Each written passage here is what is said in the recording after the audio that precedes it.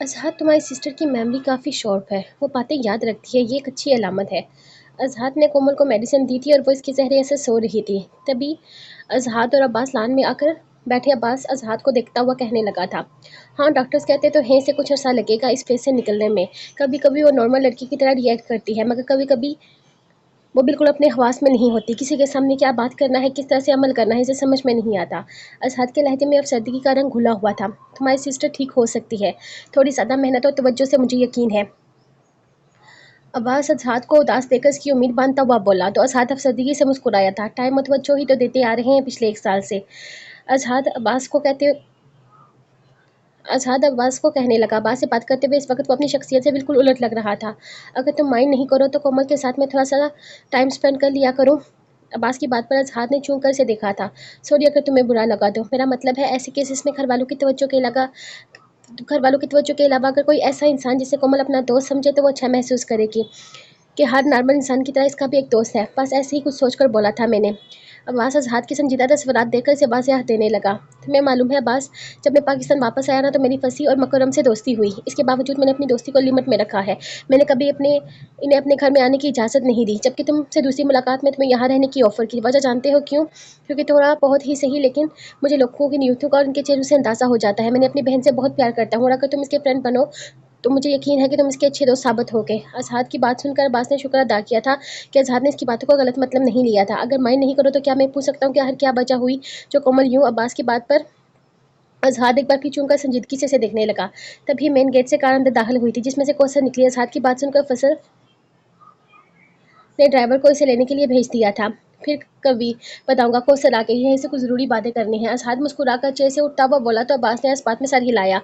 वो समझ गया था कि वो समझ नहीं पाया कि अज़हद ने इसको टाला है या इनडायरेक्ट इनकार किया है, या वो वाकई इस बात में बताने का इरादा रखता था। अज़हद को जाता हुआ देखकर वो भी अपनी एनएक्सी में चला गया था एनेक्सी में चला गया था। हाँ तो क्या नाम बताया आपने डैड की पर्सनल सेक्रेटरी का? आज शाहनवाज की गैर मौजूदगी में अज़हद इसके ऑफिस में आया था। वो इस वक्त शाहनवाज की कुर्सी पर बजमान मुश्ताक साहब से मुखातब था।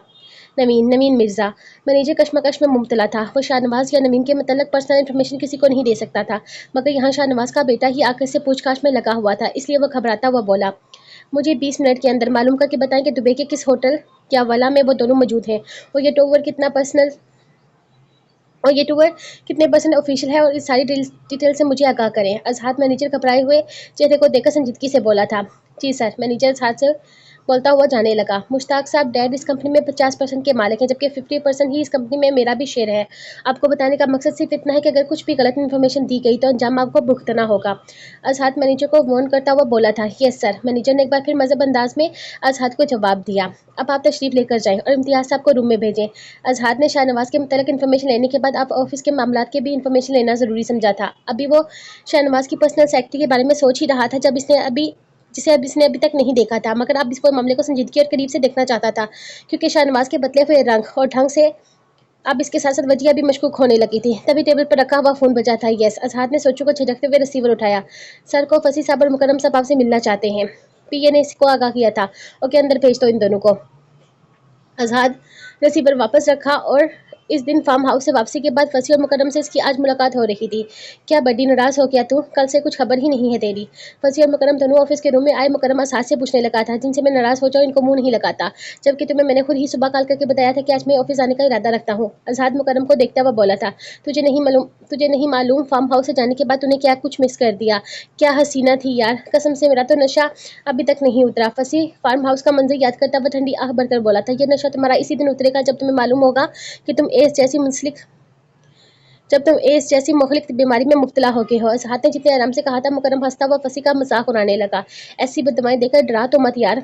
फसी अब सीधा होकर बैठता हुआ बोला था, ओ तब तुम ये समझा कि परहेज भी है एड्स के डर से? मुकरम अज़हद को देखता हुआ पूछने लगा। इन हराफात में वो खुद भी ज्यादा पढ़ने का कायल नहीं था, मगर मौका महल देकर फसी का साथ दे दिया करता था, जबकि अज़हद ने शुरू से इस चीज़ से फासला रखा था।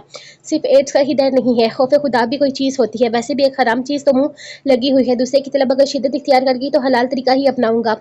अज़हद चेयर पर झूलता हुआ मुकरम को बताने लगा था, यानी हलाल तरीके से हलाल होने का सोचा है तूने? फसी की बात पर वो तीनों हंसे थे। हलाल होने का नहीं, करने का। असाद पीए से अपने साथ इन दोनों के लिए भी कॉफी का बोलने लगा था। कोई बकरी भी तलाश की है या अभी तक सोचों में ही अटका हुआ है? फसी ने मैंने हैसी से पूछा। तब अजहाद को हुनैन याद आई थी। इस बात को छोड़ो, ये बताओ उसामा की बहन मरियम किस कॉलेज में पढ़ती है? अजहद फंसी से पूछने लगा, क्योंकि लड़कियों की इन्फॉर्मेशन इसी के पास ही मिल सकती थी। रेली उसामा की बहन? मुकरम हंसता हुआ अजहद से कंफर्म करने लगा। शट अप, कुछ पूछना है इससे? अजहद का जैसे मरियम के नाम पर मुंह करवा हुआ था। अबे मरियम को छोड़, तुझे मालूम है इस दिन तेरे फार्म हाउस से निकलने के बाद कौन मिली? वही हसीना जिसका तुम फोन नंबर भी लेने में कामयाब नहीं हो सका था। फंसी इस रात का हनैन का किस्सा याद करके अजहद को बताने लगा।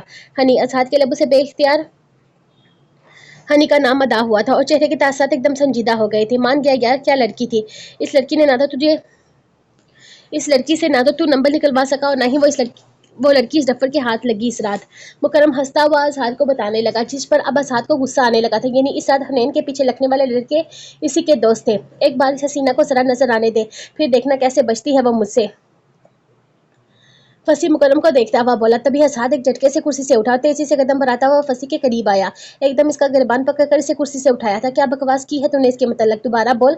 असाद गुस्से में फंसी का गिरबान पकड़ता हुआ पूछने लगा, जिस पर फंसी इसका अंदाज देखकर हैरान रह गया था। मुकरम भी कुर्सी से उठकर खड़ा हो गया। क्या तुझे हो गया क्या है अचानक? फंसी ने असाद का हाथ अपने गिरबान से हटाना चाहा, मगर इस वक्त असाद के हाथों की मजबूत गिरफ्त और आंखों में गुस्सा देखकर वो दोनों हैरान रह गए थे। इसके मतलब अगर कोई भी गलत सोच दोबारा तुम्हारे दिमाग में आई या आइंदा कभी भी इसको मैली नजर से देखा ना, तो मैं तुझे जिंदा जमीन के अंदर गाड़ दूंगा। फंसी अजहद अभी भी फंसी का गिरबान पकड़ता हुआ गुस्से में इससे बोला था। रिलैक्स यार, क्या हो गया है तुझे? एक लड़की के लिए तो इतना जज्बाती हो रहा है। वो सिर्फ एक लड़की है, हम दोस्त हैं तेरे। मुकरम मोते की मुकरम मौके की संगीनियत को देखते हुए अजहद से नरम लहजे में बोला था, जिस पर अजहद ने फंसी का गिरबान छोड़ा था। राइट, हम दोस्त हैं। अजहद अपनी कुर्सी पर बैठा हुआ बोला। मुकरम के इशारे पर फंसी भी कुर्सी पर बैठ गया था। अजहद को न जाने क्यों फंसी का इस तरह से हुनैन के मुतल्लिक बोलने पर गुस्सा आ गया था और वह गुस्से में फंसी का गिरबान पकड़ बैठा था, जबकि फंसी शुरू से ही लड़की के मुतल्लिक ऐसे ही सोच रखता था। अजहद सिगरेट सुलगाता हुआ अपने दिमाग को ठंडा करने लगा। कल तुम ऑफिस गए थे हैरियत? शाहनवाज कल रात को ही वापस लौटा था और इस वक्त ऑफिस के लिए तैयार बैठा नाश्ता कर रहा था। तभी नाश्ते की टेबल पर मौजूद असाद से पूछने लगा। हाँ, सोच रहा हूँ अब बाकायदगी से और संजीदगी से ऑफिस और दूसरे मामलात का जायजा लूँ। असाद नाश्ता करते हुए वजीहा पर एक नजर डालकर शाहनवाज को देखता हुआ कहने लगा था, तुम पहले घर के मामलात का जायजा तो लो। मेरे पीछे कोमल की हालत बिगड़ी, इस वक्त तुम घर पर होना चाहिए था, न कि सैर सपाटों पर। शाहनवाज अजहर पर तंज करता हुआ बोला, क्योंकि सुबह जब इसने वजीहा की कॉल देखी तो मोबाइल फोन शाहनवाज अजहर पर तंज करता हुआ बोला, क्योंकि सुबह जब इसने वजीहा की कॉल देखी तो मोबाइल पर बात करने से इससे कोमल के बारे में मालूम हुआ था। डैड, इस रात सैर सपाटों में और दुनियावी रंगीनियों में कौन मशगूल था, यह आपसे बेहतर कौन जानता है। मैं दोस्तों के पास से घर आने के लिए निकल रहा था, रास्ते में मेरी कार खराब हो गई, वरना मुझे अपनी बहन की एक बाप की तरह फिक्र रहती है। इस वजह से आज मैंने दूसरे साइकियाट्रिस्ट से कंसर्न किया है। वैसे आपकी इतला के लिए कर्ज है कि मंडे से ऑफिस ज्वाइन कर रहा हूँ, क्योंकि अब मुझे आपकी तरफ से भी फिक्र लाहक हो गई है। अजहर शाहनवाज को जताता हुआ कहने लगा, जिस पर शाहनवाज के साथ साथ वजीहा ने भी चूं कर असाद को देखा था। क्या मतलब है तुम्हारा? कौन सी फिक्र के मतलब बात कर रहे हो तुम? वजीहा ने चूं कर असाद से पूछा। आपने गौर नहीं किया दिन ब दिन डैड की पर्सनैलिटी में बढ़ते हुए निखार को? कल रात दुबई से वापसी के बाद डैड कुछ ज्यादा ही फ्रेश दिखाई दे रहे हैं। असाद शाहनवाज को सिलकाता हुआ नाश्ते से भरपूर इंसाफ करने लगा, जिस पर वजीहा खामोश, मगर शाहनवाज को गुस्सा आ गया था। क्या बकवास कर रहे हो अपनी माँ के सामने मेरे मुतल्लक? शाहनवाज गुस्से में असाद को देखता हुआ बोला था। आप दुआ करिए बकवास ही हो तो अच्छा है। असाद अब संजीदगी से शाहनवाज को देखकर खामोश बैठी वजीहा इन दोनों को देख रही थी। अब खामोश बैठी मेरा मुंह क्या देख रही हैं? तमीज सिखाइए इस बदतमीज को, बाप से कैसे बात की जाती है। शाहनवाज वजीहा को बोलता हुआ उठ गया और ऑफिस के लिए निकल गया था। अब वजीहा असाद की तरफ देखने लगी। आप बेफिक्र है, मैं सब ठीक कर दूंगा। वजीहा के चेहरे आजाद वजीहा के हाथ पर हाथ रखकर इसे तसल्ली देता हुआ बोला था। जहां तक इसे मालूमात मिली थी, इसे आजाद ने यही नतीजा अखज़ किया था कि नवीन मिर्जा नामी सेक्रेटरी से शाहनवाज का अफेयर है। अब वो नवीन मिर्जा से ऑफिस में रूबरू मिलने का इरादा रखता था। कोसर से कहकर कोमल को रेडी करवाइए, जब तक मैं चेंज करके आता हूँ। आजाद वजीहा को सोचों में गुम देखकर बोला और कुर्सी से उठकर अपने कमरे की तरफ चला गया। हुनैन को नवीन का रात ही एयरपोर्ट से अपने साथ वापस कर ले आई थी। सोने से पहले इन दोनों ने काफ़ी सारी बातें की थी। सुबह नवीन तो ऑफिस के लिए रवाना हो गई थी, मगर हुनैन ने अपनी तबीयत में बेजारी महसूस करके कॉलेज से ऑफ कर लिया था। आज वो रेस्ट करना चाहती थी और सुबह से ही रेस्ट कर रही थी, इसीलिए अब आराम कर करके वो थक गई थी। तो इसने अपनी उजड़ी हुई वार्डरोब से सारे कपड़े निकालकर इन्हें सलीके से हैंग करना शुरू कर दिया। फार्म हाउस से वापसी के बाद मनीजा ने इससे हाथ के मतलब पूछा, मगर हुनैन टाल गई थी, क्योंकि इसको मालूम था कि वो जितना भी मनीजा को सच बताती कि वो अजहाद को नहीं जानती, मगर मनीजा इसकी बात पर कभी यकीन नहीं करती और अजहाद को इस बदतमीज इंसान को तो वो वाकई नहीं भूली थी। वार्डरोब सेट करने के बाद वार्डरोब के दराज में से अपनी दूसरी इस्तेमाल की चीजें निकालकर इसने बेड पर फैलाई थी। हुनैन बाजी, रात का खाना बना दिया है मैंने, अब मैं घर के लिए निकल रही हूँ। साबरा का रोजमर्रा का यही रूटीन था। रोज हुनैन के कॉलेज के आने के बाद घर की सफाई करना और फिर शाम का खाना बनाकर मगरिब तक वापस घर चले जाना। साबरा के जाने के बाद हुनैन ने बाहर का दरवाजा लॉक किया और खुद वॉशरूम चली गई। मुश्किल से 2 मिनट ही गुजरे होंगे कि इसे बाहर का दरवाजा खुलने की आवाज आई। नवीन के घर आने का सोचकर वो मुतमिन हो गई थी। असहाद हुनैन का एड्रेस कल ही मालूम कर चुका था, मगर बदला लेने के लिए नहीं। बदला तो इससे हुनैन ले चुकी थी, इसकी नींदें हराम करके। एड्रेस मालूम करने के बाद इसका दिल हुनैन के मुतल्लक सोचे जा रहा था, इसीलिए अपने दिल के हाथों मजबूर होकर इस वक्त वो हुनैन के फ्लैट के दरवाजे पर मौजूद था। पहले इसने सोचा वो शरीफों की तरह डोर बेल बजाने के बाद घर में दाखिल होगा, मगर हुनैन ने कभी भी आज़ाद को शरीफ नहीं समझा था। तो फिर इसने शरीफों वाला तरीका अपनाने के बजाय मास्टर की से दरवाजे का लॉक खोला और फ्लैट के अंदर दाखिल हो गया। फ्लैट के अंदर दाखिल होकर बस सरसरी जायजा लेता हुआ इस बेडरूम में दाखिल हुआ, जहाँ की लाइट ऑन थी। बेड पर खास किस्म का सामान बिखरा हुआ था, इसके होठ सीटी बजाने वाले अंदाज में सुखरे। ओनली 32 चीजों का तफसीली जायजा लेने के बाद वो मुंह में बड़बड़ाया था। इसकी नजर वॉशरूम की जलती हुई लाइट पर पड़ी तो बस सब कुछ एक साइड पर करता हुआ जूतों समेत बेड पर लेट गया था। बेड पर पड़ा हुआ पैकेट देख हाथ में बेड पर पड़ा हुआ पैकेट हाथ में उठाया, चेहरे पर बेगैरती वाली मुस्कुराहट सजाए वो इसे गेंद की तरह उछालता हुआ हुनैन के बाहर निकलने का इंतजार करने लगा।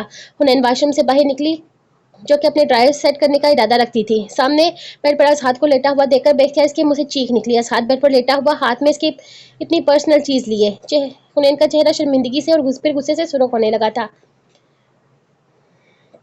बैड डियर, वेरी बैड, असहाद ने कमीनगी से बोलते हुए पैकेट हुनैन के ऊपर उछाला। अब वो हुनैन को देखता हुआ मुस्कुरा रहा था। तुम्हारी हिम्मत कैसे हुई मेरे बेडरूम में घुसकर यूं मेरी पर्सनल चीजों को छूने की? हुनैन इसकी बात को इग्नोर करके गुस्से से बोली थी। मालूम नहीं क्यों, मगर पहली मुलाकात से ही तुम्हारे और मेरे बीच में लफ्ज पर्सनल कुछ अजीब सा लगता है। क्या तुम अपने रूम में ये मीना बाजार यूं ही सजाए रखती हो? वो अभी भी बेड पर लेटा हुआ हुनैन को इश्तियाक भरी नजर से देखता हुआ पूछ रहा था। बंद करो अपनी बेहुदा गुफ्तगू, बदतमीज इंसान, और लिख लो मेरे घर से। 1 मिनट, फ्लैट का दरवाजा तो लॉक था, तुम अंदर कैसे आए? हुनैन ने इसको निकल जाने के लिए बोला, मगर अचानक इसको ख्याल आया कि वो घर के अंदर कैसे आया। समझ में नहीं आ रहा तुम्हारे सवाल को मासूमा कहूँ या बचकाना। आज़ाद बैठ से उठकर हुनैन के करीब आता हुआ बोला, क्या चाहते हो तुम? देखो तुम अपना बदला मुझसे ले चुके हो। हुनैन अपने सामने खड़े आज़ाद को देखकर बोली तो वह मजीद पड़ता हुआ हुनैन के पास आया। हुनैन पीछे की तरफ कदम बढ़ाने लगी थी। क्या चाहता हूँ मैं, यही तो मुझे भी सोचे जा रहा हूँ, और इस उलझन को ही तो सुलझाने के लिए तुम्हारे पास आया हूँ, मगर तुम्हें देखकर तो मैं मजीद उलझ गया हूँ। हुनैन मजीद पीछे होती हुई दीवार से जा लगी थी। आज़ाद इसके नजदीक आकर गौर से इसको देखता हुआ बोले जा रहा था, देखो तुम अब मुझे परेशान कर रहे हो, प्लीज यहाँ से चले जाओ। हुनैन को इसका अपने इतने करीब देखकर घबराहट होने लगी थी। डिस्टर्ब पहले तुमने मुझे किया है, मैं अपने आप में उलझ कर रह गया हूँ, और इस उलझन को सुलझाने के लिए तुम्हें अब मुझसे मिलना पड़ेगा, क्योंकि अब ये एक मुलाकात मुझे काफ़ी नहीं लग रही। अगर तुम मुझे कल मिलने आती हो तो मैं अभी और इसी वक्त एक शरीफ आदमी की तरह तुम्हारे घर से चला जाऊंगा, नहीं तो मेरी बदतमीजियों से अब तक तुम अच्छी तरह से वाकिफ तो हो ही गई होगी। असहाद इसके मजीद करीब आकर अपना चेहरा हुनैन के चेहरे के तरफ झुकाता हुआ इसे कहने लगा था, तुम मुझे इस तरह से ब्लैकमेल नहीं कर सकते। मैं तुम पर वाजिया कर चुकी हूँ कि मैं वैसी लड़की नहीं हूँ। तुम अपने ये डायलॉग से इस लड़की के सामने बोलो जो तुम्हारे इस स्टाइल से इंप्रेस हो। हुनैन का सर बामुश्किल असहाद के कंधे को छू रहा था। हुनैन इसके सीने पर अपने दोनों हाथ रखकर असहाद को पीछे हटाने लगी, ताकि अपने फरार का रास्ता बना सके। तुम मुझे वो स्टाइल बताओ जिससे तुम्हें इंप्रेस होगी। असहाद अपने सीने पर रखे हुनैन के दोनों हाथों को पकड़कर दीवार पर लगाता हुआ मजीद हुनैन के चेहरे के आगे झुका। असहाद गौर से हुनैन के होठों को देख रहा था, जबकि हुनैन घबराती हुई इसकी नजरों को डोरबेल की आवाज पर वो दोनों चूके थे। आई थिंक आप ही आ गई, ओ गॉड, अब क्या होगा? हुनैन एकदम परेशान हो गई थी और बौखलाती हुई बोली। असहाद इसके दोनों हाथों को आजाद करके पीछे हटा और इसके परेशान चेहरे को देखकर मुस्कुराने लगा। अरे वाह, आप ही जी भी आ गई, चलो अच्छा है, इनसे भी मुलाकात हो जाएगी आज। असहाद बोलता हुआ कमरे से निकलने लगा। तब ही हुनैन ने इसका बाजू पकड़ा था। रुको, तुम कहाँ जा रहे हो? जमीन के बारे में सोचकर तो हुनैन की जान पर बनाई थी। वो परेशान होती हुई असहाद से पूछने लगी, दरवाजा खोलने आप ही जी के लिए। असहाद हुनैन से अपना बाजू छुड़वाकर नॉर्मल से अंदाज में बोला और दोबारा कमरे से बाहर निकलने लगा तो हुनैन इसके सामने आई थी। तुम्हारा दिमाग तो खराब नहीं हो गया? आप ही तुम्हें यहाँ देकर मुझे जान से मार डालेंगी। तुम दरवाजा नहीं खोल रहे हो, बल्कि बैक डोर से वापस जा रहे हो। हुनैन इसको देखकर जल्दी से बोली थी, और तुम्हें ऐसा क्यों लग रहा है कि मैं तुम्हारी बात मानूंगा? असहाद हुनैन का घबराया हुआ चेहरा देखकर आराम से पूछने लगा था, असहाद प्लीज, आप ही तीसरी बेल के बाद खुद दरवाजे का लॉक खोले, यहाँ से। असहाद प्लीज, आप ही तीसरी बेल के बाद खुद दरवाजे का लॉक खोलेगी, यहाँ से चले जाओ। हुनैन अब रो देने वाली हुई थी और असहाद से मिन्नत करने लगी। असहाद को हंसी के साथ हैरत भी हो रही थी कि वो अपनी बहन से किस कदर डरती थी। रिलैक्स डार्लिंग, मैं यहाँ से चला जाता हूँ, लेकिन कल मैं तुम्हारा कॉलेज ऑफ होने के बाद इंतजार करूंगा। अगर तुम मुझे वहाँ नहीं मिली तो मैं शाम में दोबारा तुम्हारे पास आऊंगा, तुम्हारे बेडरूम में, तुम्हारे बेहद नजदीक। असहाद इसको देखता हुआ प्यार भरी धमकी देकर ड्राइंग रूम के रस्ते से बाहर निकल गया था। वैसे ही नवीन चाबी से दरवाजे का लॉक खोलकर फ्लैट के अंदर दाखिल हुई थी। सुबह का आगाज हुआ तो अब्बास अपने लिए कॉफ़ी बनाकर हाथ में कॉफ़ी का मग था मैं अपने बेडरूम में दाखिल हुआ था। कॉफ़ी का मग साइड पर रख टेबल पर रख कर इसने साइड टेबल पर रखा फ्रेम उठाया। अब वो फ्रेम में मौजूद तस्वीर को देख रहा था। कल रात आने से मोबाइल पर बात हुई थी मेरी, तब मालूम हुआ इनकी तबीयत ठीक नहीं। ऑफिस वापसी पर अब इनसे मिलता हुआ आऊँगा। तुम्हें इसलिए बता रहा हूँ ताकि तुम कहती थी कि मैं हमेशा अपने पापा और मम्मी की तरह किसी भी रिश्तेदार से तल्लक नहीं रखना चाहता। तो अब देख लो, मैं तुम्हारी बात को वैल्यू दे रहा हूँ तुम्हारे घर जाकर। अब्बास फ्रेम में मौजूद तस्वीर से बातें करने लगा, फिर तस्वीर को वापस टेबल पर रखकर वॉशरूम में चला गया था। चल मेरे घोड़े टिक टिक टिक, चल मेरे घोड़े टिक टिक टिक। कोमल हाथ में फुटबॉल को फर्श पर मारती हुई लॉन्ग फ्रॉक के ऊपर दो पोनियां बांधे एनेक्सी के अंदर दाखिल हुई। लिविंग एरिया क्रॉस करती हुई बेडरूम में आई, साथ ही साथ हाथ में मौजूद फुटबॉल इसने जोर से सामने दीवार पर मारनी चाहिए, मगर फुटबॉल दीवार के बजाय साइड टेबल पर भाप उड़ाती कॉफी के मग से टकराई। कॉफी का मग बराबर में रखे फ्रेम पर लगा और दोनों ही चीजें नीचे गिरी थी। यस, कोमल हाथ मुका बनाकर मुट्ठी जोर से हिलाती हुई अपने कारनामे पर खुशी का इजहार करती हुई बोली थी। शोर की आवाज सुनकर अब्बास वॉशरूम से बाहर निकला। कॉफी का मग जो कि चंद सेकंड पहले ही इसने टेबल पर रखा था, अब वो नीचे जमीन पर लटक रहा था और गुस्सा इसे फ्रेम के गिरने पर आया था, जिसकी खिड़कियां फर्श पर बिखरी हुई थी और दिया की तस्वीर पर खोलती हुई कॉफी गिर चुकी थी। अब्बास की नजर दरवाजे पर खड़ी कोमल पर पड़ी, जो बड़ा सा मुंह खोले अपने कंधे लहराती हुई हंस रही थी। ये क्या किया है तुमने? अब्बास गुस्से में कोमल को देखता हुआ इससे पूछने लगा था। शाट मारा था। कोमल फकस इसको अपना कारनामा बताने लगी। तुम्हें मालूम है तुमने मेरा कितना नुकसान किया है? अब्बास घूरता हुआ कोमल के पास आकर इसे पूछने लगा था। फ्रेंड गुस्सा नहीं करते। कौमी के घर में बहुत सारे कॉफी के मग्स हैं, वो तुम्हें इनमें से एक लाकर दे देगी। कोमल अपने नए फ्रेंड्स की नाराजगी से डरती हुई बोली थी। मैं कॉफी के मग की बात नहीं कर रहा, बल्कि इस तस्वीर की बात कर रहा हूँ जो तुम्हारी इस पिचकाना हरकत की वजह से खराब हो गई। अब्बास कोमल को घूरता हुआ बोला था। कोमल सर पीछे करके फर्श पर गिरी तस्वीर को देखने लगी, जिस पर गर्म कॉफी अपने निशान छोड़ चुकी थी। ये भी तुम्हारी फ्रेंड है? कोमल अब्बास का गुस्सा इग्नोर करते हुए मासूमियत से पूछने लगी। नहीं, ये मेरे लिए फ्रेंड से भी ज्यादा है। उसकी तस्वीर को तुम नुकसान पहुंचा चुकी हो, इसलिए इस वक्त यहाँ से सीधी शराफत से चली जाओ। अब्बास ने कोमल का बाजू पकड़कर इसे अपने बेडरूम से बाहर निकाला और बेडरूम का दरवाजा बंद कर लिया। तुम फ्रेंड नहीं हो, तुम अंकल हो। कौमी बेबी अब तुमसे कभी बात नहीं करेगी। कोमल खिड़की से झांककर से मुंह चिढ़ाते हुए वहां से चली गई थी। गुस्सा करने की वजह से अब अब्बास फ्रेंड से दोबारा अंकल बन चुका था। आज बे आज एक बहुत बड़ा प्रोजेक्ट शाहनवाज की कंपनी को मिला था, जिसकी खुशी में इसने शहर के मशहूर होटल में पार्टी रखी थी। सारे बड़े बड़े बिजनेसमैन और दूसरी कंपनी के मालिक इस पार्टी में मौजूद थे। आज के दिन पार्टी के लिए नवीन ने खास अपने लिए ड्रेस बनवाया था और वो मुसलसल शाहनवाज के साथ इसके दोस्त अहबाब और मुख्तलिफ लोगों से मिल रही थी, जबकि हुनैन एक कोने की टेबल पर बैठी मुसलसल नवीन को देख रही थी। नवीन ने इसे अपने साथ चलने से मना भी किया था, क्योंकि ये एक बिजनेस पार्टी थी। नवीन को मालूम था वो यहाँ आकर बोर हो जाती, मगर वो नवीन से जिद करके यहाँ पर आई थी, क्योंकि आज कॉलेज ऑफ होने से आधा घंटे पहले ही वो कॉलेज से निकल आई थी, ताकि अजहाद को इससे सामना ना हो सके। यहाँ भी वो नवीन के साथ इसी वजह से आई थी कि कहीं अजहाद इसे कॉलेज में मौजूद ना पाकर आज दोबारा घर पर आए तो इसे हनेन ना मिले। मगर यहाँ पर मुझे सब लोगों को चेहरे पर आर्टिफिशियल मुस्कुराहट सजाए एक दूसरे से बातें करते देखकर वो वाकई बोर हो रही थी, इसलिए चेयर से उठकर बीच से निकलती हुई होटल की इस जगह पर चली गई जहाँ कोई मौजूद नहीं था। यह होटल की बैक साइड थी। हर थोड़ी देर बाद कोई एक आधा वेटर ही वहां से गुजरता। करीब ही बड़े से स्विमिंग पूल के पास हनेन बैठ गई थी। नवीन के बॉस इसे बहुत अच्छे लगे। वो हुनैन से बहुत शफकत से मिले थे और इसे ऐसे ही डिसेंट लोग पसंद थे। और एक वो था अजहाद। एकदम इसकी सोचों का रुख अजहाद की तरफ गया था, जिसका इंप्रेशन हुनैन पर पहली मुलाकात से ही अच्छा नहीं पड़ा था। थोड़ी बहुत इंसानियत इसने दूसरी मुलाकात में दिखाई थी, तो आखिर में क्या किया? लड़कियों से कैसे से बात की जाती है, शायद ये बात इसको छूकर भी नहीं गुजरी थी, या फिर वो था ही बेबाक और बदतमीज किस्म का। जो भी था, हुनैन को इसका यूं बेडरूम में आना जरा भी पसंद नहीं आया था। वो सारी बातें नवीन को कैसे बता सकती थी? नवीन चाहे इसके लिए कितने ही नखरे क्यों ना उठाए या कितनी ही जिद पूरी कर ले, मगर किसी किसी मामले में वो हुनैन के साथ काफी ज्यादा सख्त हो जाती थी। हुनैन स्विमिंग पूल पर दायरे की शक्ल में बने टाइल्स पर बैठी हुई अपनी सोचों में मगन थी। तुम यहाँ क्या कर रहे हो? शाहनवाज की नजर अपनी तरफ आते हुए हाथ पर पड़ी, जो ब्लैक डिनर सूट में मबलूस चलता हुआ इसकी तरफ आ रहा था। इसके करीब आते ही शाहनवाज ने इससे पूछा था, अब की जासूसी डैड? जितनी संजीदगी से शाहनवाज ने सवाल किया था, इतनी ही संजीदगी से हाथ ने जवाब दिया। हाथ की बात सुनकर शाहनवाज के चेहरे के जाविये बिगड़े, तो हाथ शाहनवाज की ताकत देकर मुस्कुराने लगा था। रिलैक्स जोक था। मैंने सोचा कल से ऑफिस ज्वाइन करना ही है, क्यों ना आज इस पार्टी में शिरकत कर ली जाए, ताकि आप अपने बेटे का तारफ दूसरे लोगों से भी करवा दे। अजहद अब नॉर्मल अंदाज में शाहनवाज से बोला, तो शाहनवाज इससे अपने साथ लेकर पार्टी में मौजूद दीगर अफराद से मिलवाने लगा। खुर्शीद साहब हो तो तुम जानते ही हो, बाकी सब ऑफिस के वर्कर्स का तुमसे कल ही तारफ हो जाएगा जब तुम ऑफिस ज्वाइन करोगे। हाँ, तुम्हें नवीन से मिलवाता हूँ। सबसे तारफ करवाने के बाद अब शाहनवाज ने वेटर से ऑफिस के कोलिग्स के साथ बैठी हुई नवीन को बुलाने के लिए कहा था। फिर शाहनवाज का कोई दोस्त आ गया तो शाहनवाज अजहाद को इससे मिलवाने लगा। सर, आपने बुलाया? नवीन की आवाज़ पर शाहनवाज के साथ साथ अजहाद ने भी पलट कर नवीन को देखा था। हाँ नवीन, मैंने तुम्हें अजहाद से मिलने के लिए बुलाया। यह है मेरा बेटा अजहाद, तो यह कल से ही ऑफिस ज्वाइन करेगा। और अजहाद, यह है मेरी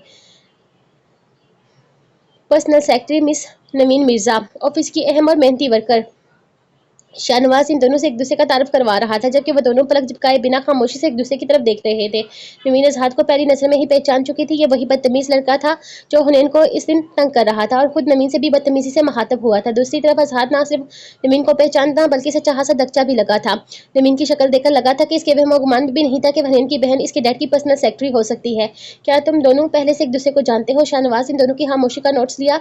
वो दोनों ही खामोशी से एक दूसरे को देख रहे थे। नहीं, इतना खास नहीं जानते, एक बार सरसरी सी मुलाकात हुई थी। वेल, आपसे मिलकर खुशी हुई मिस्टर अजहर शाह। नवीन ने न चाहते हुए भी इखलाकियात निभाते हुए जबरदस्ती का मुस्कुरा कर कहा और साथ ही साथ हाथ में हिलाने के लिए हाथ आगे बढ़ाया, जो कि बिजनेस पार्टीज में आम सी बात थी। मगर मुझे भी कोई खास खुशी नहीं हुई तुमसे मिलकर। अजहर इसके अपनी तरफ बढ़े हुए हाथ को इग्नोर करता अपने दोनों हाथ तक पैंट की पॉकेट में डाले नवीन को देखकर संजीदगी से बोला, जिस पर नवीन की मुस्कुराहट गायब होने के साथ साथ शाहनवाज के चेहरे पर भी संजीदगी आ गई थी। ये क्या बदतमीजी है अजहर? नवीन ने अपना बड़ा हुआ हाथ नीचे किया तो शाहनवाज नकवारी से अजहर को देखता हुआ बोला था, बदतमीजी कैसी डैड? जो कि मैंने इसके बारे में फील किया वही इसको बोला। अजहर शाहनवाज को बोलता हुआ वहां से चला गया था। तुम फील मत करना, थोड़ी लापरवाह टाइप की नेचर है अजहर की।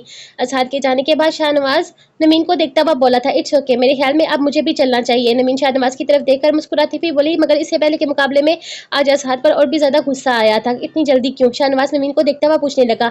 हनी बोर हो रही होगी शाहनवाज। नवीन अब बात शाहनवाज से कर रही थी, मगर इसकी आंखें चारों तरफ हुनैन को ढूंढ रही थी। ओके, चली जाना, 5 मिनट के लिए मेरे साथ आकर मिस्टर रहमान से मिलो, वो पूछ रहे थे तुम्हारा। शाहनवाज नवीन को देखता हुआ बोला तो नवीन को इसके साथ चलना पड़ा, मगर इसका दिमाग अजहर को यहाँ देखकर अब हुनैन में अटक गया था।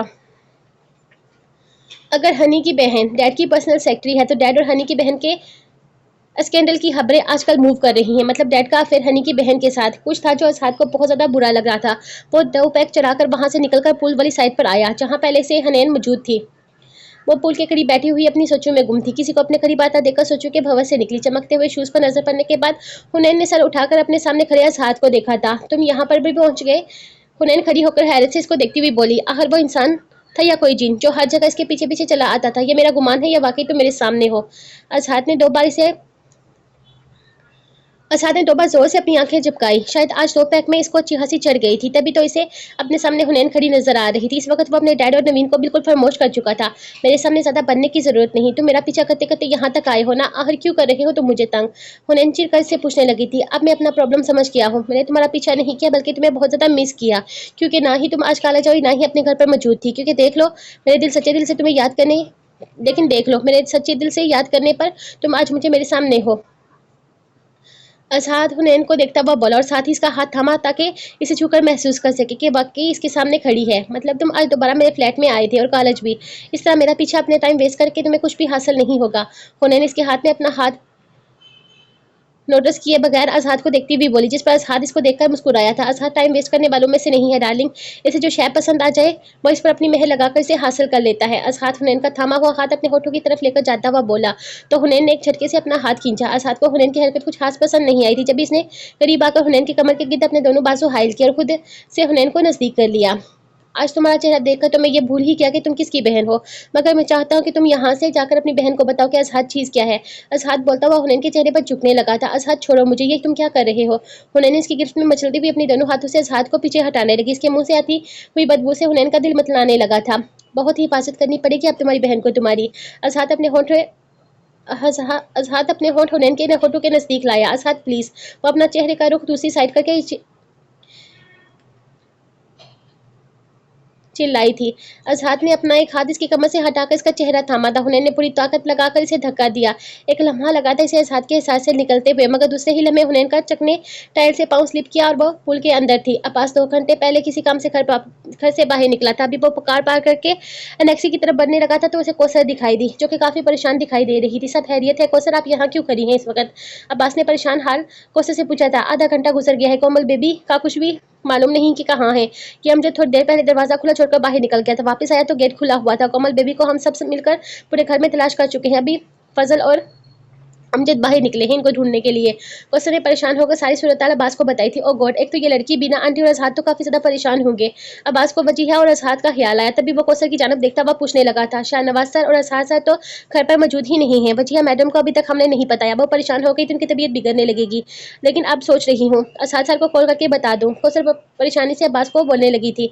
इसकी जरूरत नहीं पड़ेगी। कौसर पीछे मुड़कर ऊपर की तरफ देखें अपनी कौमी बेबी के कारनामे वो कहाँ पर पहुंची हुई है। अब्बास जो कि कौसर की बात सुनकर अचानक इसकी नजर छत छत की तरफ पड़ी थी, वहां से कोमल खड़ी नजर आई। खुदा को शुक्र है कोमल बेबी मिल गई, कल से इनका मूड खराब है, मैं अभी इन्हें बहलाकर नीचे लाती हूँ। कौसर शुक्र अदा करती वहां से जाने लगी थी। आप रुके कौसर, कोमल को मैं नीचे लेकर आ जाता हूँ। फजल और अहमद दोनों को कॉल करके फौरन बुलाए, यूं मेन गेट खुला छोड़ना मुनासिब नहीं, और आप आंटी के पास जाएं। अब्बास कौशल को बोलता हुआ घर की छत पर जाने लगा था। क्या कर रही हो तुम यहाँ पर अकेली?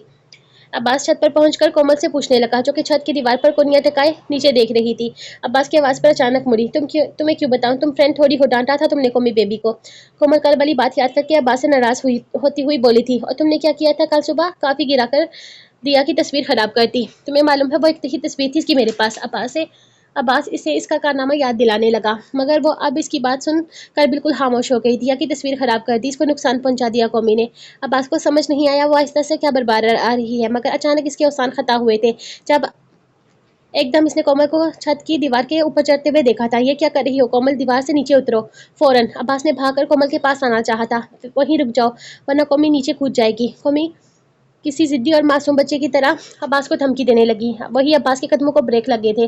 वो कोमल से 6-7 कदम के फासले पर खड़ा था। इसे डर था कि कहीं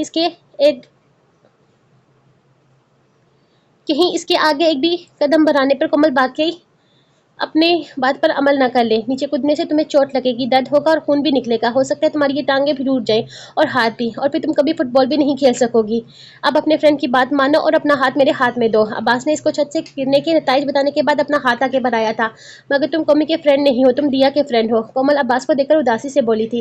गलत, अब्बास सिर्फ और सिर्फ कौमी का फ्रेंड है और किसी का भी नहीं। अब्बास ने अभी भी इसकी तरफ हाथ बढ़ाए रखा था। अब वो आहिस्ता आहिस्ता इसकी तरफ कदम बढ़ा रहा था। फिर कौमी और अब्बास फुटबॉल खेले, मजा आएगा।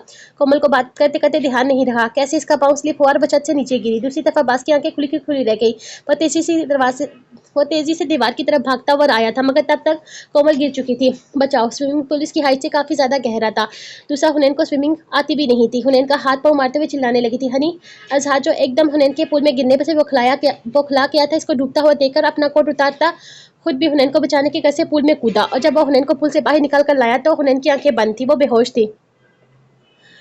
अजहर ने इसको पास रखी रिलैक्सिंग चेयर पर लटाया। Excuse me sir, any problem? वहां से गुजरता हुआ वेटर अजहर के पास आकर पूछने लगा। Arrange towel quickly. Azhar waiter को बोलता हुआ हुनैन का लॉन्ग स्कर्ट घुटनों से नीचे करने लगा। सर्दी काफी ज्यादा थी और पूल का पानी बहुत ज्यादा ठंडा था। अजहर ने अपना कोट उठाकर हुनैन के ऊपर डाला। हनी आंखें खोलो प्लीज, मैं कुछ नहीं कर रहा था, सिर्फ तुम्हें तंग कर रहा था। अब अजहर हुनैन के गाल थपथपाता हुआ इसे अपनी बात का यकीन दिलाने लगा। हुनैन वैसे ही आंखें बंद किए लेटी थी। अजहर ने दोबारा इसकी गाल थपथपाने के साथ हल्का सा पेट दबाया तो हुनैन ने खांसते हुए आंखें खोली। हुनैन अब अजहर को देख रही थी और अजहर ने आंखें बंद करके शुक्र किया था। क्या जान लेने का इरादा था मेरी? अजहर हुनैन के गाल पर अपनी उंगलियां फेरते हुए से पूछने लगा था। क्या हो रहा है यहाँ पर? नवीन हुनैन को ढूंढती हुई वहीं आ गई थी, मगर वहां का मंजर देखकर वो हैरानगी से पूछने लगी। हुनैन पुल के पास रखी चेयर पर लेटी थी, जबकि अजहर इसी चेयर पर एक साइड पर हुनैन के बिल्कुल करीब बैठा हुआ था और दोनों के ही लिबास भीगे हुए थे। आप आई स्वेयर, मैंने कुछ भी नहीं किया। वो मैं स्विमिंग पूल में। नवीन की आवाज पर अजहर और हुनैन दोनों ने नवीन को देखा। हुनैन बिजली की रफ्तार से चेयर के दूसरी साइड से उठी और जल्दी से अपनी सफाई देने लगी। इतने में वेटर टॉवल लेकर आ गया था। ये लीजिए सर। वेटर अजहर को टॉवल देने लगा, मगर नवीन ने झपट कर से टॉवल लिया। हुनैन के पास आकर अजहर का कोट हुनैन के ऊपर से तकरीबन खींचकर अजहर की तरफ उछाला, जिसे अजहर ने कैच किया था। इसी साइड का गेट ओपन करवाइए। नवीन वेटर से बोलती हुई टॉवल हुनैन के गिर्द लपेटने लगी। ये कीस पकड़ो, यहाँ से जाकर गाड़ी में बैठ जाओ, मैं आती हूँ। नवीन हुनैन को कार की कीस थमाकर गेट की तरफ इशारा करती हुई बोली थी। हुनैन ने डर के मारे एक नजर भी अजहर को देखे बिना नवीन से कार की कीज ली और वहां से चली गई। हुनैन को जाता हुआ देखकर अजहर भी अपना कोट हाथ में थमे वहां से जाने लगा। तुम रुको। नवीन की आवाज पर अजहर रुका और पलटकर नवीन को देखने लगा। इसके चेहरे पर इस वक्त बला की संजीदगी थी। नवीन अजहर को देखती हुई चलकर इसके पास आई। मैंने तुम्हें पहले भी कहा था कि मेरी बहन से दूर रहो, मैं अभी तुम्हें कह रही हूँ कि तुम हनी से दूर रहो। वह अजहर की आंखों में आंखें डाले खुद भी संजीदगी से अजहर को देखकर खोया हुई थी। मुझे यह बात पहले मालूम नहीं थी डैड की सेक्रेटरी तुम हो, बल्कि ये बात मुझे आज मालूम हुई है, लिहाजा मैंने पहले तो तुम्हें नहीं कहा, मगर आज मैं तुमसे कह रहा हूँ और आखिरी दफा कह रहा हूँ, मेरे बाप से दूर रहो। अजहर नवीन को इसकी के अंदाज में बोला, मगर आखिरी जुमले पर इसने बाकायदा आंखें दिखाते हुए एक एक लफ्ज पर जोर दिया था, जिस पर नवीन के चेहरे पर जहरीली मुस्कुराहट आई। इसकी मुस्कुराहट साफ जाहिर कर रही थी कि वो अपने सामने खड़े शख्स की या इसकी बात की रत्ती बराबर परवाह नहीं करती। ये बात अजहर को सुलगा गई थी। अजहर, तुम ऐसा क्यों नहीं करते कि ये बात एक बार अपने डैड से भी कहकर देखते हैं तुम्हारे डैड तुम्हारी इस बात पर कितना अमल करते हैं, क्योंकि मैं तो तुम्हारी बात पर हरगिज़ अमल नहीं करने वाली। नवीन अब भी मुस्कुराती हुई अज़हात को कहने लगी, जैसे इसने थोड़ी देर पहले अपने होने वाली इंसल्ट का अज़हात से बदला लिया हो। अब वो अपने आप को काफ़ी हल्का-फुल्का महसूस कर रही थी। डैड मेरी बात पर अमल करेंगे, इन्हें मेरी बात पर अमल करना पड़ेगा और अमल तो तुम भी मेरी बात पर करोगी नवीन मिर्ज़ा, वरना इसका हमेशा तुम्हें अपनी बहन की सूरत भुगतना पड़ेगा। काफ़ी खूबसूरत है तुम्हारी बहन, किसी ताज़ा कली की तरह। इसकी अंदरूनी बहनोनी हर पर्सनल मामलात की खबर रखता हूँ मैं। अगर तुमने मुझे मज़ीद अपनी औकात दिखाई ना, तो वक्त ज़ाया किए बगैर चुटकी में मसल कर रख दूंगा मैं तुम्हारी बहन को। अज़हात इसके चेहरे के सामने हाथ लाकर चुटकी बजाता हुआ बोला। आपकी बार नवीन के फेस एक्सप्रेशन देखकर मुस्कुराने की बारी अज़हात की थी। पहले मैं तुम्हें एक बदतमीज इंसान समझती थी, लेकिन आज मालूम हुआ तुम एक घटिया तरीन इंसान भी हो। अज़हात को बोलने के साथ नवीन ने अपना हाथ की मुट्ठी बंद की ताकि अज़हात के मुंह पर वो खुद को थप्पड़ लगाने से बाज रखे। अज़हात इसके चेहरे पर गुस्से के तासार देखकर इसके हाथ की बंद मुट्ठी देखने लगा। क्या हुआ, मुझे मारने का दिल चाह रहा है? ऐसा ना सोचना भी मत, क्योंकि मैं सिर्फ बदतमीज और घटिया इंसान ही नहीं, बहुत खतरनाक इंसान भी हूँ। अज़हात आंखें दिखाकर नवीन को देखता हुआ अपनी बात अजबर करवा कर वहां से जाते जाते पलटा। बचा कर रखो और बहुत ज्यादा छुपा कर रखना अपनी बहन को मुझसे। लोग मुझे यूं ही बदतमीज नहीं कहते, बहुत ज्यादा हिम्मत चाहिए मेरी बदतमीजियों को बर्दाश्त करने के लिए। अज़हात नवीन को बोलता हुआ वहां से चला गया था, जबकि इसके लफ्ज नवीन से बर्दाश्त नहीं हो रहे थे। बचाओ मुझे। अब्बास ने धड़कते दिल के साथ छत की दीवार से झुककर देखा तो लंबा सांस खारिज किया था। छत की दीवार से लगे पाइप जो कि पानी ड्रेन करने के लिए लगाया गया था। कोमल अब चेहरे पर खौफ के आसार लिए इस पाइप को पकड़कर हवा में अपने दोनों पाँव चला रही थी। कोमल, अपना हाथ दो। एक हाथ से पाइप पकड़ी रहना, दूसरा हाथ मुझे दो। अब्बास दीवार से नीचे झुककर अपना हाथ कोमल की तरफ बढ़ाता हुआ बोला था। क्या कौमी बेबी नीचे गिरेगी तो वो मर जाएगी? कोमल ने एक नज़र नीचे ड्राइवे पर डाली, फिर अपना सर ऊपर करके आवाज से पूछने लगी, नहीं ये इतनी ऊंचाई नहीं है, और कौमी बेबी भी कोई ढीठ शय है, ऐसे नहीं मरेगी, बस चंद एक हड्डी जरूर टूट जाएगी तुम्हारी। अब बाकी की तफरी ऊपर आकर करना, जल्दी हाथ पकड़ाओ अपना। अब्बास अपना गुस्सा कंट्रोल करता हुआ मजीद दीवार से झुककर कोमल की तरफ अपना हाथ बढ़ाता हुआ बोला ताकि कोमल इसका हाथ थाम ले। जब कोमल ने बगैर किसी बेवकूफ़ी या पागलपन का मुजाहिरा करते हुए एक हाथ ऊंचा करके अब्बास की तरफ बढ़ाया, तो इसने शुक्र अदा करके कोमल का हाथ मजबूती से पकड़ा और अपनी तरफ खींचते हुए दूसरा हाथ भी पकड़ा। कोमल के दोनों हाथों को खींचकर वो इसे दीवार के पार छत पर लाने में कामयाब हुआ और अपना फूला हुआ सांस बहाल करने लगा। वाह, तुम तो मेरे फ्रेंड होने के साथ साथ सुपरमैन भी हो, बस पीछे चादर नहीं टंगी हुई। कोमल अब्बास को खुशी से देखती हुई बोली थी, जिस पर अब्बास ने इसका बाजू पकड़ा और खामोशी से सीढ़ियां उतरता हुआ इसे नीचे लाया, इसके कमरे में ले जाकर इसे बेड पर बिठाया था। जरा भी एहसास है तुम्हें कितना परेशान करती हो तुम अपने घर वालों को, बदतमीज लड़की। अब्बास को लगा कि कमरे में आकर अब कोमल की जान का कोई खतरा नहीं, इसलिए इस पर गुस्सा करता हुआ बोला था, कौमी बदतमीज नहीं है और लड़की भी नहीं है, बल्कि एक छोटा सा बेबी है। कोमल नाराज होते हुए अब्बास को देखकर बताने लगी थी, क्योंकि इसका फ्रेंड दोबारा बदल गया था और इस पर गुस्सा कर रहा था। कोई बेबी शेबी नहीं हो तुम, अच्छी खासी बड़ी लड़की हो तुम। आइंदा अगर कोई ऊट पतंग हरकत की ना तो रख कर दूंगा। अब्बास ने डराने के लिए हाथ फिजा में बुलंद किया तो कोमल आंखें बंद करके पीछे हुई थी। फौरन लेटो बेड पर, अब्बास ने दबते हुए कोमल से कहा। कोमल जल्दी से बेड पर लेट गई थी। ये कम्फर्ट कौन उड़ाएगा? अब्बास को उठता हुआ इससे पूछने लगा, तुम उड़ाओगे ना? कोमल का जवाब सुनकर वो इसको घूरता हुआ कोमल पर कन्फर्टर डालकर इसके रूम से बाहर निकल गया था। क्या हुआ, कोई बात हो गई है क्या?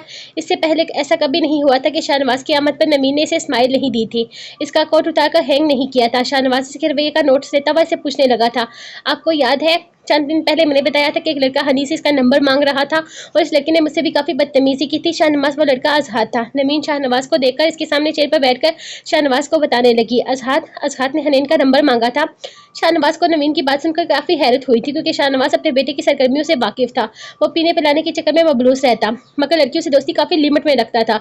क्यों, वो लड़का आपका बेटा है तो आपको यकीन नहीं आ रहा मेरी बात का? नवीन शाहनवाज को देखती हुई पूछने लगी। मैंने ऐसा कब कहा? मैं तुम्हारी बात पर यकीन नहीं कर रहा। अच्छा उठो, यहाँ आओ। शाहनवाज ने नवीन को चेहरे से उठाकर रूम में मौजूद सोफे पर लाकर बिठाया था और खुद भी इसके पास बैठा। शाहनवाज कोई मेरे बारे में कुछ भी बात करे मुझे शायद इतना बुरा नहीं लगेगा, मगर कल अज़हात ने हनी के मतलब बहुत गलत बात बोली है। आप हनी से मेरी अटैचमेंट जानते हैं, मेरी बहन मुझे बेहद अजीज है। अज़हात की बातों को लेकर मैं काफ़ी डिस्टर्ब हो गई हूँ। नवीन शाहनवाज को कल रात अज़हात की बोली हुई बातें बताने लगी, जिसे सुनकर शाहनवाज की बातें पर नागवार लकीरबाजियाँ हुई थी। तुमने मुझे कल रात को ही क्यों नहीं बताया ये सब? नवीन के मुँह से अज़हात की बातें सुनकर शाहनवाज को अज़हात पर गुस्सा आने लगा था। मैं आपको रात को डिस्टर्ब नहीं करना चाहती थी, मगर इस वक्त आपको ये सब कुछ बता रही हूँ ताकि मैं और हनी आगे जाकर डिस्टर्ब ना हो। एक बात और, मैं भी असाद को हम दोनों के मतलब शक हो गया है। नवीन परेशानी से देखते हुए शाहनवाज को बोली तो शाहनवाज ने नवीन का हाथ थाम दिया था। मुझे अंदाजा है इस बात का कि अज़ाद को कहीं न कहीं से हमारे मतलब भनक पड़ गई है तुम्हें अज़ाद की बातों को लेकर परेशान होने की ज़रूरत नहीं है, मैं सँभाल लूँगा सब। और हुनैन से मतलब भी तुम बेफ़िक्र हो जाओ, मैं सोचता हूँ कुछ। शाहनवाज़ की बात सुनकर नवीन थोड़ा रिलैक्स हुई थी। मैं आपके लिए काफ़ी मंगवाती हूँ। नवीन मुस्कुराकर सोफे से उठने लगी। काफ़ी बाद में मंगवाना, पहले यहाँ आओ। इसको उठा देकर शाहनवाज अपने बाजू फैलाता हुआ बोला तो नवीन मुस्कुराकर इसके सीने से लगी थी। आपके बाद 2 दिन कैसे गुजर गए बिल्कुल मालूम नहीं हुए। नवीन दुबई में गुजरे हुए वो पल याद करके शाहनवाज से बोली थी। मैं भी बिल्कुल यही सोच रहा था, अब जल्द से जल्द कुछ सोचना पड़ेगा। शाहनवाज नवीन को बाहों में लिए कह रहा था कि अचानक इसका रूम का दरवाजा खुला, वो दोनों ही वो खुलाकर पीछे हटे थे। असाद रूम के अंदर दाखिल हुआ। ये क्या तरीका है इस तरह से किसी के रूम में दाखिल हुआ जाता है। शाहनवाज सोफे पर बैठा रहा जबकि नवीन फौरन खड़ी हो गई थी। इस तरह यूं अचानक आने की कोई वर्कर तो हिम्मत नहीं कर सकता था। अजहाद को देखकर नवीन का मुंह हलक तक करवा हुआ था। डैडी ये ऑफिस किसी दूसरे का नहीं, मेरे बाप का है।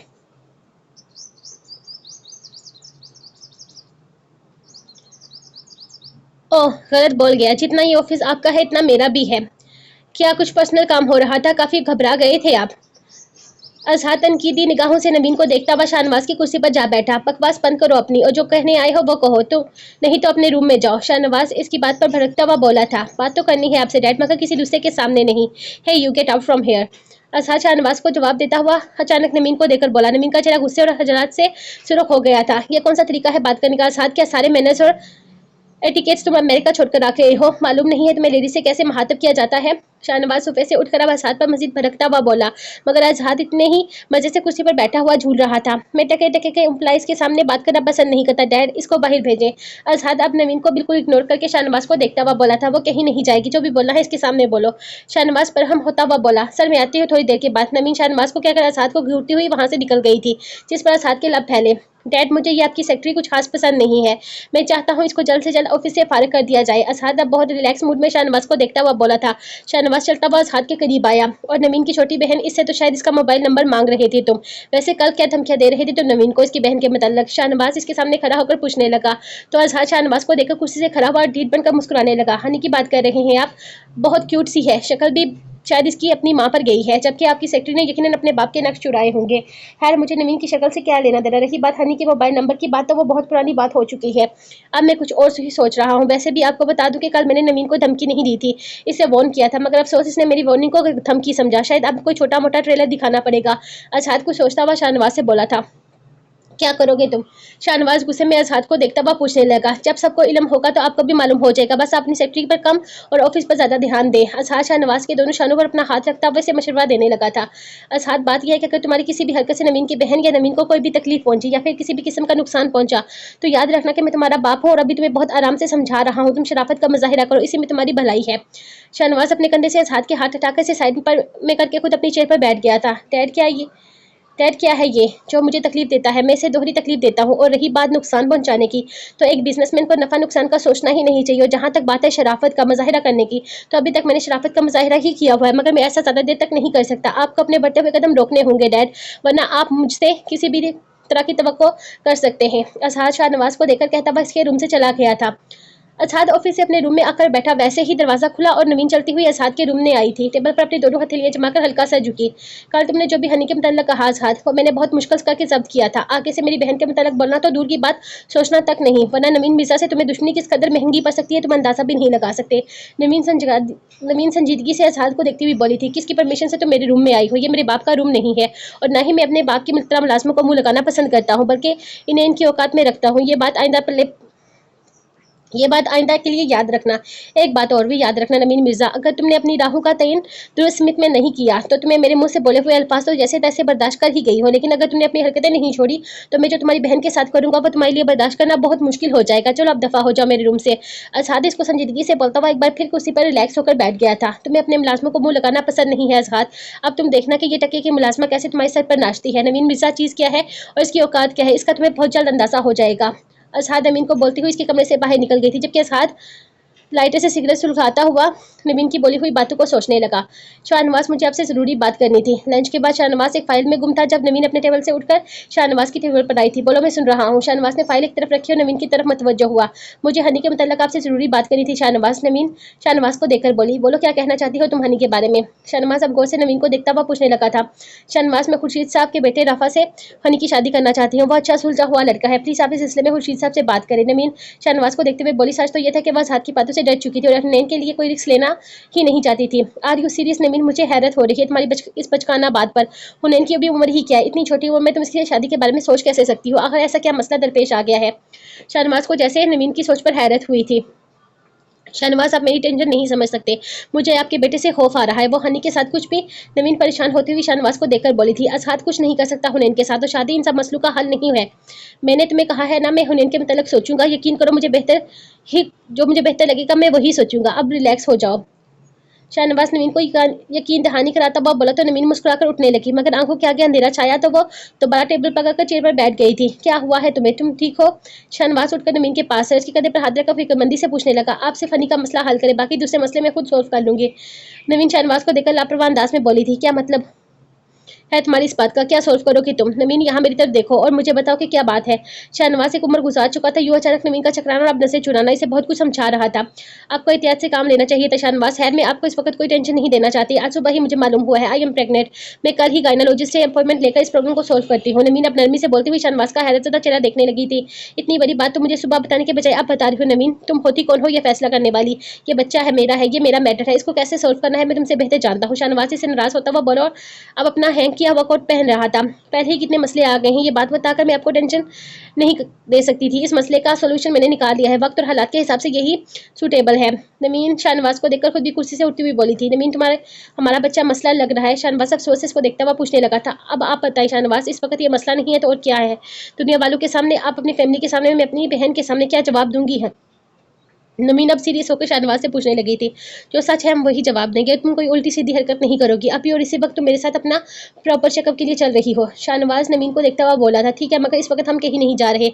आज आजाद का फर्स्ट डे है ऑफिस में, वैसे भी कल अपनी फ्रेंड डॉक्टर शीला से अपॉइंटमेंट ले लेती हूँ, और वो गायनोलॉजिस्ट है, मैं इसी को चेकअप करवाना चाहती हूँ, यही ठीक रहेगा। नवीन शाहनवाज का कोट उतार कर वापस हैंग करती हुई बोली थी। आज आजाद का ऑफिस में दूसरा दिन था, तो वो सारी फाइल मंगवाकर खुर्शीद साहब से ऑफिस के मालूमात और वर्कर्स के बारे में जानकारी ले रहा था। थोड़ी देर पहले इसने लैपटॉप पर मौजूद सेव डेटा और सारी पेंडिंग चेक की थी। खुर्शीद साहब, आप कल लंच ब्रेक के बाद एक मीटिंग ऑर्गेनाइज करें जिसमें ऑफिस के तमाम वर्कर्स की शमूलियत लाजमी हो। मैं तमाम वर्कर्स के सामने इनके रूबरू होकर इन्हें अपने काम का अंदाज और कुछ कवायद बताना चाहता हूँ। ये फाइल्स मैंने देख ली हैं, परसों जो टेंडर हमारी कंपनी को मिला है, मुझे इसकी सारी डिटेल्स आज आधे घंटे में अपने टेबल पर चाहिए। असाद ने खुर्शीद साहब को बोलते हुए लैपटॉप पीछे खिसकाया, जिस पर वो पिछले 1 घंटे से नजर जमाए हुए था। अब वो अपना सर पीछे चेयर पर टिकाकर आंखें बंद करता हुआ कुर्सी पर झूलने लगा था। खुर्शीद साहब आजाद का इशारा समझकर कमरे से निकल गए थे। अभी से चंद सेकंड ही गुजरे थे कि आजाद का मोबाइल बजने लगा। आजाद ने आंखें खोलकर अपने मोबाइल की स्क्रीन देखी, उसे वाजिद की कॉल आ रही थी। वाजिद इसके ऑफिस का एक ही वर्कर था जिसे आजाद की कल मुलाकात हुई थी। इसने अपना तारुफ करवाते हुए आजाद को अपनी वफादारी का बताया कि वो ऑफिस के मुताल्लिक हर अंदर बाहर के मामले और ऑफिस की हर छुपी हुई बातों पर नजर रखे हुए है। आजाद इसके चेहरे पर चाय कमीनगी देखकर समझ गया था कि वो सही बोल रहा था। वो ऐसे ही कामों में माहिर इंसान था, तभी आजाद ने इसके एक नए काम पर लगा दिया था। हाँ वाजिद बोलो, कैसे कार मिलाई? आजाद कार रिसीव करता हुआ वाजिद से पूछने लगा, सर झूठा मुँह बड़ी बात, मगर खबर भी बहुत जरूरी है और बहुत बड़ी है, इस वजह से आपको कार मिलाई। वाजिद थोड़ा हिचकिचाता हुआ बोला था, फजूल कोई में टाइम बर्बाद करने वाले लोग मुझे पसंद नहीं, काम की बात करो। आजाद बेजार होता हुआ इससे बोला था, सर शाहनवाज सर और नवीन मैडम आधे घंटे पहले ऑफिस से निकले थे, मगर वो इस वक्त एक हॉस्पिटल में है। मेरा मतलब है मैटरनिटी होम में मौजूद है। वाजिद की बात सुनकर आजाद एकदम कुर्सी से सीधा होकर बैठा था। हुनैन को बार बार परसों वाला मंजर याद आ रहा था, कैसे आजाद इसको स्विमिंग पूल से बचा कर लाया था। इस वक्त वो होश में नहीं थी, मगर वो महसूस कर सकती थी आजाद की आवाज़ आजाद की आवाज़ में अपने लिए परेशानी, अपने लिए फिक्र, और होश में आने के बाद शायद इसकी आंखों में मोहब्बत भी। नहीं नहीं, ये मैं क्या सोचने लग गई हूँ इस बदतमीज इंसान के बारे में। हुनैन फौरन अपना दिमाग में आने वाली सोच को झटका था। आखिर इसे क्या जरूरत है यूं मेरे पीछे पड़ने की? अच्छा खासा पैसे वाला इंसान है, शक्ल और सूरत भी ढंग की है, लड़कियों की कमी थोड़ी है इसे भला। हुनैन अपनी सोचों में गुम जाकर आईने के सामने खड़ी हो गई थी। तो शक्ल और सूरत में मैं भी कौन सी कम हूँ। अब वो शीशे के सामने खड़ी खुद अपना जायजा लेने लगी, फिर अपने बालों को स्कार्फ की मदद से बांधने लगी। अफसोस कद से मार खा गई थी हनी तुम। वैसे तो हाइट इतनी छोटी नहीं, लेकिन शायद आजाद के शोल्डर तक आती होगी। हुनैन सोचती हुई दोबारा बेड पर लेट गई। इसे एक और मंजर याद आया जब आजाद इसके बेडरूम में आया था। तो मुझे बता दो तो मेरे किस स्टाइल से इंप्रेस होगी। आजाद के बोले के अल्फाज हुनैन को याद आए, साथ ही ये भी कि वो उसे कितने नजदीक खड़ा था और उसकी बोलती हुई नजरें। हुनैन ने अपना निचला फोन दांतों में दबाया। नजदीक तो वो मेरे परसों रात को भी था। इसके मुंह से आती वो अजीब सी स्मेल शायद ड्रिंक की थी। ये सोच आते ही हुनैन का दिल बड़ा होने लगा था। मुझे और कुछ भी नहीं सोचना चाहिए इसके मतलब। इसकी क्लास में और मेरी क्लास में नुमाया फर्क है। वो ड्रिंक करता है, हर आम बिगड़े हुए अमीरजादे की तरह। यकीनन इसे लड़कियों के फ्रेंडशिप का भी शौक होगा, कहीं गर्लफ्रेंड होंगी इसकी। हुनैन दिल मजीद मजीद बादल हुई थी। और सबसे बढ़कर आप ही के सामने तो मैं अपनी सोच जाहिर भी नहीं कर सकती। वो सीधा सीधा मेरा गला दबाने में देर नहीं लगाएंगी। डोरबेल की आवाज़ पर हुनैन ने खरीद में देखा था नवीन के ऑफिस से आने का टाइम हो गया था। वह दरवाज़ा खोलने लगी। शुक्र है परसों रात पार्टी से वापसी पर ड्राइविंग के दौरान नवीन ने इसे बहुत ज़्यादा पूछताछ नहीं की थी। सिर्फ नवीन ने इतना पूछा था कि वह पानी में कैसे गिरी, जिस पर हनीन ने इसे बताया कि इसका पाँव स्लिप हुआ था और हजरत ने इसको बचाया था। असहाद इस जगह पर कैसे आया और कब आया, क्या कर रहा था, ये इसे नहीं मालूम। न जाने वो असली बात क्यों छुपा गई थी और यह भी नहीं बता सकी कि अजहाद इनके फ्लैट में भी आ चुका है। परसों रात को हम ड्राइविंग के दौरान न जाने क्या सोचकर नवीन ने हुनैन को बताया था कि अजहाद इसका पास का बेटा है। हुनैन को महसूस हुआ जैसे नवीन और भी कुछ बोलना चाह रही थी मगर वो खामोश रही थी। हुनैन ने दरवाज़ा खोला तो अजहाद को अपने सामने खड़े पाया। हुनैन ने हैरानगी से पूछा। इसके चेहरे पर संजीदगी छाई हुई थी। वो जवाब देने के बजाय पूरा दरवाज़ा खोलकर फ्लैट के अंदर दाखिल हुआ और दरवाज़ा लॉक कर दिया। 6 बजे अमूमन अब्बास घर से वापस आ जाता था। वो थोड़ी देर पहले ही घर आया तो विंडो से इसकी नज़र घर के लान में पड़ी। से कोमल चेयर पर बैठी हुई नजर आई थी। अब्बास किचन में चला गया। एनेक्सी की सफाई तो मैट कर जाती थी मगर खाना ज्यादातर वो खुद ऑफिस से आकर बनाता था। वजीहा ने 1-2 बार इसे पेशकश की थी कि वो यहाँ आकर इनके साथ खाना खा ले मगर इसने सहौले से इनकार कर दिया था। अभी वो किचन में मौजूद कुकिंग कर रहा था। काम करने की आदत वैसे भी इसको शुरू से ही थी। जब से इसने होश संभाला था अपने पास अपने पेरेंट्स के अलावा किसी दूसरे रिश्ते को नहीं देखा था मगर थोड़ा बड़ा होकर इससे मालूम हुआ कि इसके पेरेंट्स ने लव मैरिज की थी जिसकी वजह से इनसे कभी कोई मिलता था और ना ही किसी से इनका कांटेक्ट था। 4 साल पहले इसका अपना पेरेंट्स के साथ इत्तेफाक से पाकिस्तान आना हुआ मगर हालात की सितमजरफी ये हुई कि इसकी मदर की डेथ हो गई। तब इसने फर्स्ट टाइम अपने रिश्तेदारों को देखा, अपनी हाला, मामू, चाचा और इनके बच्चों को भी। दिया से भी इसकी तभी मुलाकात हुई थी। वो इसकी हाला की बेटी थी और एक अच्छी नेचर की लड़की थी। यही वजह थी कि अपने फादर के साथ पाकिस्तान से वापसी के बाद इसका दिया से कॉन्टैक्ट रहा था। खाना तैयार हो चुका था। बस दोबारा लिविंग रूम में आया, बेडरूम में जाने लगा। दोबारा से इसने खिड़की से लॉन में देखा। कोमल अब भी दोनों पाँव ऊपर किए चेयर पर बैठी हुई थी। इसने बेडरूम में जाने का इरादा तय किया और बाहर लॉन में आकर बैठ गया। कमल बेबी खाना खा ले, कम्मी बेबी खाना खा लेना, आपकी मेडिसिन का टाइम हो गया है। अब्बास कोमल के पास पहुंचा तो कौसर कोमल के पास खड़ी इसकी मिन्नतें कर रही थी कि वो अपनी दवा खा ले। तुम गंदी आंटी हो, चली जाओ। कम्मी कभी तुमसे ये कर भी मेडिसिन नहीं खाएगी। कोमल ने कौसर को देखकर चीखते हुए कहा। कौसर अब्बास को देखने लगी। क्या बात है भाई, आप क्यों हमारी कौमी बेबी को तंग कर रही हैं? अब्बास कौसर से पूछता हुआ कोमल के बराबर वाली चेयर पर बैठा था। सर, कौमी बेबी मेडिसिन नहीं ले रही। मैं जिद कर रही थी कि अजहाद सर को बुलाया जाए। अजहाद सर ने जब से ऑफिस ज्वाइन किया है वो ठीक तरह से इन्हें टाइम नहीं दे पा रही। इस वजह से कौमी बेबी मुझसे भी नाराज हो गई है। कौसर ने सारी बात अब्बास के सामने रखी थी। ये मोटी कौसर झूठ बोल रही है। ये अकेले में कौमी बेबी से बात नहीं करती, कौमी बेबी से खेलती भी नहीं, कौमी बेबी को डराती भी है। खाना नहीं खाया तो तुम्हें रूम में बंद कर दूंगी, अगर शावर नहीं लिया तो वॉशरूम में बंद कर दूंगी। ये अकेले में कौमी बेबी पर गुस्सा करती है। इसके बड़े बड़े दांत और नाखून नहीं है मगर ये मोटी पूरी शरीर है। कोमल ने अब्बास के सामने कौसर की सारी पोल खोल दी जिस पर कौसर शर्मिंदा होने लगी। बुरी बात है कौमी, ऐसे किसी को नहीं कहते। कौसर, लाइए कौमी बेबी की मेडिसिन मुझे दीजिए और आप यहाँ से जाएं। अब्बास ने कोमल को टोकते हुए कौसर के हाथ बढ़ाकर मेडिसिन ली जो कौसर अब्बास को थमाकर वहां से चली गई थी। अब कौमी कौसर से मेडिसिन नहीं खाएगी बल्कि अपने फ्रेंड से खाएगी। अब्बास ने शीशी खोलकर एक टेबलेट निकाली और हथेली पर रखकर कोमल की तरफ भराई जिसे कोमल ने अब्बास के हाथ पर अपना हाथ मारकर नीचे फेंक दी। फ्रेंड्स ऐसे नहीं होते, फ्रेंड्स अच्छे होते हैं। वह साथ में खेलते हैं, बातें भी करते हैं, इनके साथ मजा भी आता है। तुम गुस्सा करते हो और डांटते भी हो। कौसर मोटी आंटी चुड़ैल है और तुम मूंछों वाले अंकल। कोमल ने अब्बास से नाराज होकर शिकवा किया और अब्बास ने अपने लिए नई तारीफी कलमात सुनकर से घूरा था। सिर्फ एक कौमी छोटा सा बेबी है, बाकी तो सब अंकल और आंटी हैं। अच्छा अब ये मेडिसिन लो जल्दी से, आज के बाद ना मैं गुस्सा करूंगा ना डांटूंगा। अब्बास ने दूसरी टेबलेट अपनी हथेली पर रखकर इसकी तरफ भराई। कोमल ने हाथ मारकर दोबारा वो टेबलेट गिरा दी थी। कोमल अब्बास ने गुस्से में इसका नाम लेकर इसे घूरा था। देखा तुमने, अभी भी कौमी पर गुस्सा कर रहे हो। कोई कौमी बेबी से प्यार नहीं करता। कोमल को रोना आने लगा था। तो यार तुम प्यार करने वाली हरकतें भी तो करो ना। अच्छा सॉरी, अब गुस्सा नहीं करूंगा, प्रॉमिस। ये मेडिसिन ले लो अच्छे बच्चों की तरह। वैसे भी कौमी बहुत प्यारा सा बेबी है। अब्बास ने कोमल को बहलाते हुए दोबारा टेबलेट निकालकर इसकी तरफ बढ़ाई। कोमल ने एक बार फिर हाथ मारकर इसे फेंक दी थी। अब्बास ने बिना कुछ सोचे समझे इसको घूरे दूसरी टेबलेट इसकी तरफ बढ़ाई। कोमल ने इसे भी हाथ मारकर फेंक दिया। चौथी और पांचवी बार भी अब्बास ने बिना कुछ कहे इसकी टेबलेट बढ़ाई मगर कोमल ने फिर भी डीटपन से वही अमल दोहराया था। एक बार फिर अब्बास ने शीशी से टेबलेट निकाली और अपनी हथेली पर रखकर कोमल की तरफ बढ़ाई। कोमल ने जैसे ही इस पर हाथ मारना चाहा अब्बास ने फौरन मुट्ठी बंद कर लिया। दूसरे हाथ से कोमल का हाथ नरमी से पकड़ा और मेडिसिन इसके मुंह की तरफ बढ़ाई थी। अगर कोमल को अपने फ्रेंड के साथ फुटबॉल खेलना है तो वो टेबलेट फटाफट खाएगी। अब्बास ने टेबलेट इसके मुंह में डाली और पानी का गिलास इसके हाथ में थमा दिया था। अब अपने कहे के मुताबिक अब्बास को कमल के साथ फुटबॉल खेलना थी। आज कमल खुश थी क्योंकि अब्बास आज अंकल से दोबारा इसका फ्रेंड बन चुका था, वो भी अच्छा वाला। लोग लोग क्यों कर रहे हो दरवाजे को? हुनैन ने आगे बढ़कर दरवाजे को लॉक खोलना चाहा था मगर साथ इसका बाजू पकड़कर इसे खींचता हुआ लिविंग रूम तक लाया था और वहां मौजूद बड़े से झूले पर हुनैन का धक्का दिया। साथ में इसने अपना कोट भी उतारकर झूले पर हुनैन के पास फेंका था। हुनैन अजहाद के इस अंदाज पर हैरतज़दा होकर से देखने लगी थी। देखो अजहाद, हम आराम से किसी और दिन बैठकर तफसील से बात कर लेंगे। इस वक्त आप ही के आने का टाइम हो रहा है, प्लीज तुम अभी चले जाओ यहाँ से। वो पहले भी हुनैन के बोलने पर इसके फ्लैट से चला गया था। हुनैन को लगा कि वो अब भी इसकी बात समझ जाएगा मगर आज हुनैन को इसके तेवर देखकर जरा सा खौफ आ रहा था। कुछ इसके अंदाज में बदलाव था जो हुनैन को उलझा रहा था। असहाद ने इसकी बात सुनते हुए फ्रिज से पानी की बोतल निकाली, बोतल से मुंह लगाकर पानी पीने लगा। आराम से बैठकर बात करने का टाइम अब गुजर गया, अब आराम से बात करने का कोई फायदा नहीं है। बेफिक्र हो, तुम्हारी आपी आज काफी लेट आएगी, वो बच्चा अपोर्ट करवा रही है इस वक्त। असहाद बहुत नॉर्मल से अंदाज में हुनैन को बताकर मजीद बोतल से पानी पीने लगा। यही तो इसका अपर क्लास तकबे की खसूसियत थी। गुनाह करके फौरन ही सबूत मिटा देना। असहाद को पूरा यकीन था कि इसका बाप भी नवीन को लेकर यही काम करवाने के लिए गया होगा। क्या बकवास कर रहे हो तुम मेरी आपी के बारे में? इतनी घटिया बात बोलते हुए तुम्हें शर्म नहीं आती? निकल जाओ ये फौरन यहाँ से, वरना मैं आप ही को बता दूंगी कि तुम हमारे फ्लैट तक पहुंच गए हो। हुनैन को असहाद की बात सुनकर शदीद गुस्सा आया था। जब भी वो चीखती हुई बोली, जिस पर असहाद हंसा था। तुम्हारी बहन एक गिरी हुई लड़की है और गिरी हुई लड़की के बारे में घटिया बात करते शर्म कैसी? तुम मुझे अपनी बहन से डरा रही हो? मैं तो चाहता हूँ कि जो मैंने तुम्हारे साथ किया वो सब तुम अपनी बहन को जरूर बताओ। असहाद ने बोलते हुए पानी की बोतल हुनैन के सर पर उड़ेल दी थी। यह क्या बेहूदगी है? अचानक असहाद की हरकत पर वो तिलमिला उठी और असहाद का हाथ पकड़ने लगी। इसे बेहूदगी नहीं कहते हनी डियर, असल बेहूदगी तो मैं तुम्हारे साथ अब करूंगा। असहाद अपने एक हाथ हुनैन के दोनों हाथ काबू करता हुआ दूसरे हाथ में मौजूद पानी की बोतल से अब हुनैन के शोल्डर और गले में पानी डालता हुआ उसके कपड़े भिगोने लगा। पानी की खाली बोतल फेंककर इसने हुनैन को भी धक्का दिया। हुनैन फर्श पर जा गिरी थी। आज तुम्हारी बहन को तुम्हारी हालत देखकर मालूम होगा कि मेंटली टॉर्चर कैसे किया जाता है। असहाद टाई की नेट ढीली करता हुआ अपने आस्तीन फोल्ड करके हुनैन की तरफ बढ़ने लगा था। असहाद हुनैन ने डरकर इसका नाम पुकारा था और उठकर अपने बेडरूम की तरफ भागे। इससे पहले कि वो बेडरूम का दरवाजा बंद करती, असहाद ने जोर से दरवाजे पर अपना हाथ मारा और दरवाजा जोर से खुलने पर वो नीचे जा गिरी थी। नहीं नहीं असहाद, प्लीज नहीं। असहाद हुनैन के करीब आकर इसे उठाने लगा ताकि वो डरती हुई चीखी। वो इसे अपने हिसार में लिए हुनैन पर झुका। हुनैन ने जोर से इसके सीने पर अपना हाथ मारना शुरू कर दिए थे। असहाद इसके बालों से स्कार्फ खींचकर इसके दोनों हाथ कमर तक ले जाकर बांधने लगा। मेरा गुनाह क्या है असहाद? मुझे मेरा जुर्म बताओ। हुनैन रोती हुई से पूछने लगी। तब असहाद ने से कंधों से पकड़ा था। ये तो कहावत सुनी होगी ना कि तुमने आटे के साथ साथ गुण भी पीसता है। आज तुम अपनी बहन का क्या भुगतान भुगतोगी?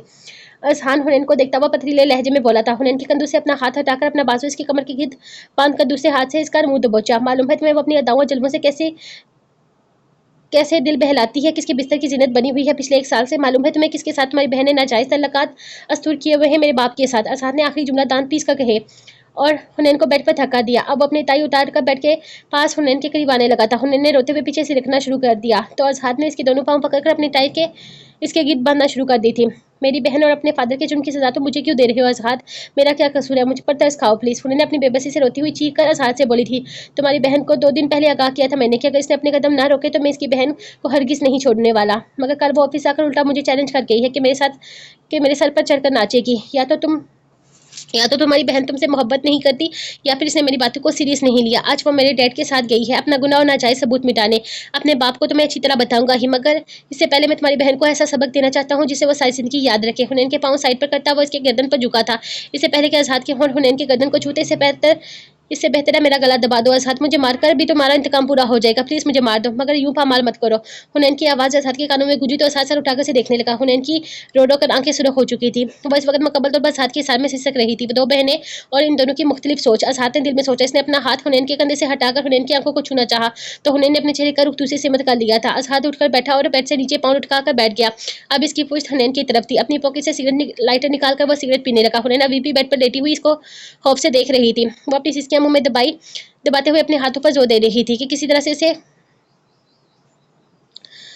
तरह इससे खुल जाए, मगर असहाद ने इसके हाथ बहुत कस कर बांधे थे। वो सिर्फ इन्हें खोलने की कोशिश कर सकती थी। सिगरेट पीने के बाद असहाद ने गर्दन मोड़कर हुनैन को देखा था। हुनैन को एक बार फिर से खौफ आने लगा। इसे लगा कि वो अब इसका गला दबा देगा अपना इंतकाम पूरा करने के लिए। कैपरी से छिड़कती हुई सफेद पिंडलियों पर असहाद की नजर पड़ी। इसने हुनैन के पाँव को छूने की कोशिश की। हुनैन ने जल्दी से अपने पाँव समेटे। एक दफा दोबारा इसे रोना आने लगा था। तब असहाद ने इसके पैरों को सीधा करके पाँव पर बंधी हुई टाई खोलने लगा। डरने की जरूरत नहीं है, तुम्हारा गला तो मैं हरगिज नहीं दबाने वाला, ना ही तुम्हारे साथ वो करने वाला हूँ जिसका गुस्से में सोचा था। बदतमीज और बेहुदा तो मैं बहुत हूँ, मगर इस लेवल तक का नहीं बन सकता जितना तुमने सोच लिया है। असहाद हुनैन के पाँव खोलता हुआ संजीदगी से बोला था। तुम्हें अपनी बहन को समझाना होगा हनी, वो मेरी माँ का घर बर्बाद कर रही है। मैं अपनी मामा की मोहब्बत में आंसू नहीं देख सकता। मैं अपनी मामा की आंखों में आंसू नहीं देख सकता जैसे इस वक्त तुम्हारी आंखों में आंसू मुझे बर्दाश्त नहीं हुए। अब वो हुनैन की कमर में हाथ डालकर इसको बिठाता हुआ इसके हाथ खोलने लगा था। बहुत गुस्सा है मुझे नवीन पर, इतना कि मैं इसको तकलीफ देना चाहता हूँ ताकि वो तड़पे, मगर मैं इसे तड़पाने के लिए शायद मैं तुम्हें अजियत नहीं दे सकूंगा, क्योंकि मैं असहाद अब स्कार्फ से हुनैन के बालों को दोबारा कैद करता हुआ अपनी वादा दूरी छोड़कर हुनैन का चेहरा देखने लगा और हुनैन इसकी बात का इंतजार करने लगी। क्योंकि असहाद बेड से उठकर कमरे से निकलने लगा तब हुनैन उलझकर एक दफा बिल बोली। असहाद ने इसे मुड़कर देखा था क्योंकि मैं तुम्हारी बहन जितना घटिया नहीं हूँ। असहाद इसको बोलता हुआ वहां से निकल गया था। 15 मिनट पहले नवीन घर पहुंची थी। शाहनवाज ने ही इसको घर पर ड्रॉप किया था। नवीन के इसरार पर शाहनवाज इसे इसकी दोस्त डॉक्टर शैला के पास लेकर गया था, जो कि कोई इतनी मशहूर नहीं थी बल्कि एक नॉर्मल सी मिलिट्री होम की डॉक्टर थी।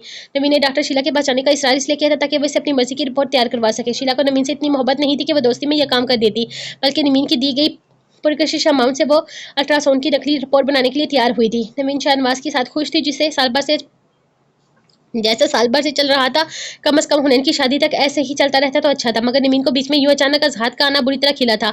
वो ना सिर्फ इसकी और शाहनवाज के बीच आया था, बल्कि इसके और हुनैन के बीच में आने की कोशिश भी कर रहा था, जो कि नवीन बिल्कुल भी बर्दाश्त नहीं कर सकती थी। अपने और अपनी बहन के बीच तो वो इसे बिल्कुल भी नहीं आने देगी, ये तो तय था। मगर अब नवीन को शाहनवाज की तरफ से भी थरका लगा रहता था।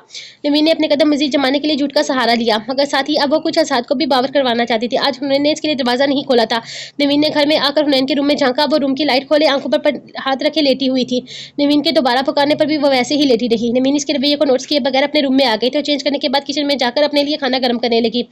अबॉर्शन करवा लिया आपने? अभी खाने का दौरान हुआ ही था, तभी से हुनैन की आवाज आई। नवीन ने सर उठाकर हैरत से हुनैन को देखा। वो डाइनिंग टेबल के सामने सीने से हाथ बांधे खड़ी से सवाल कर रही थी।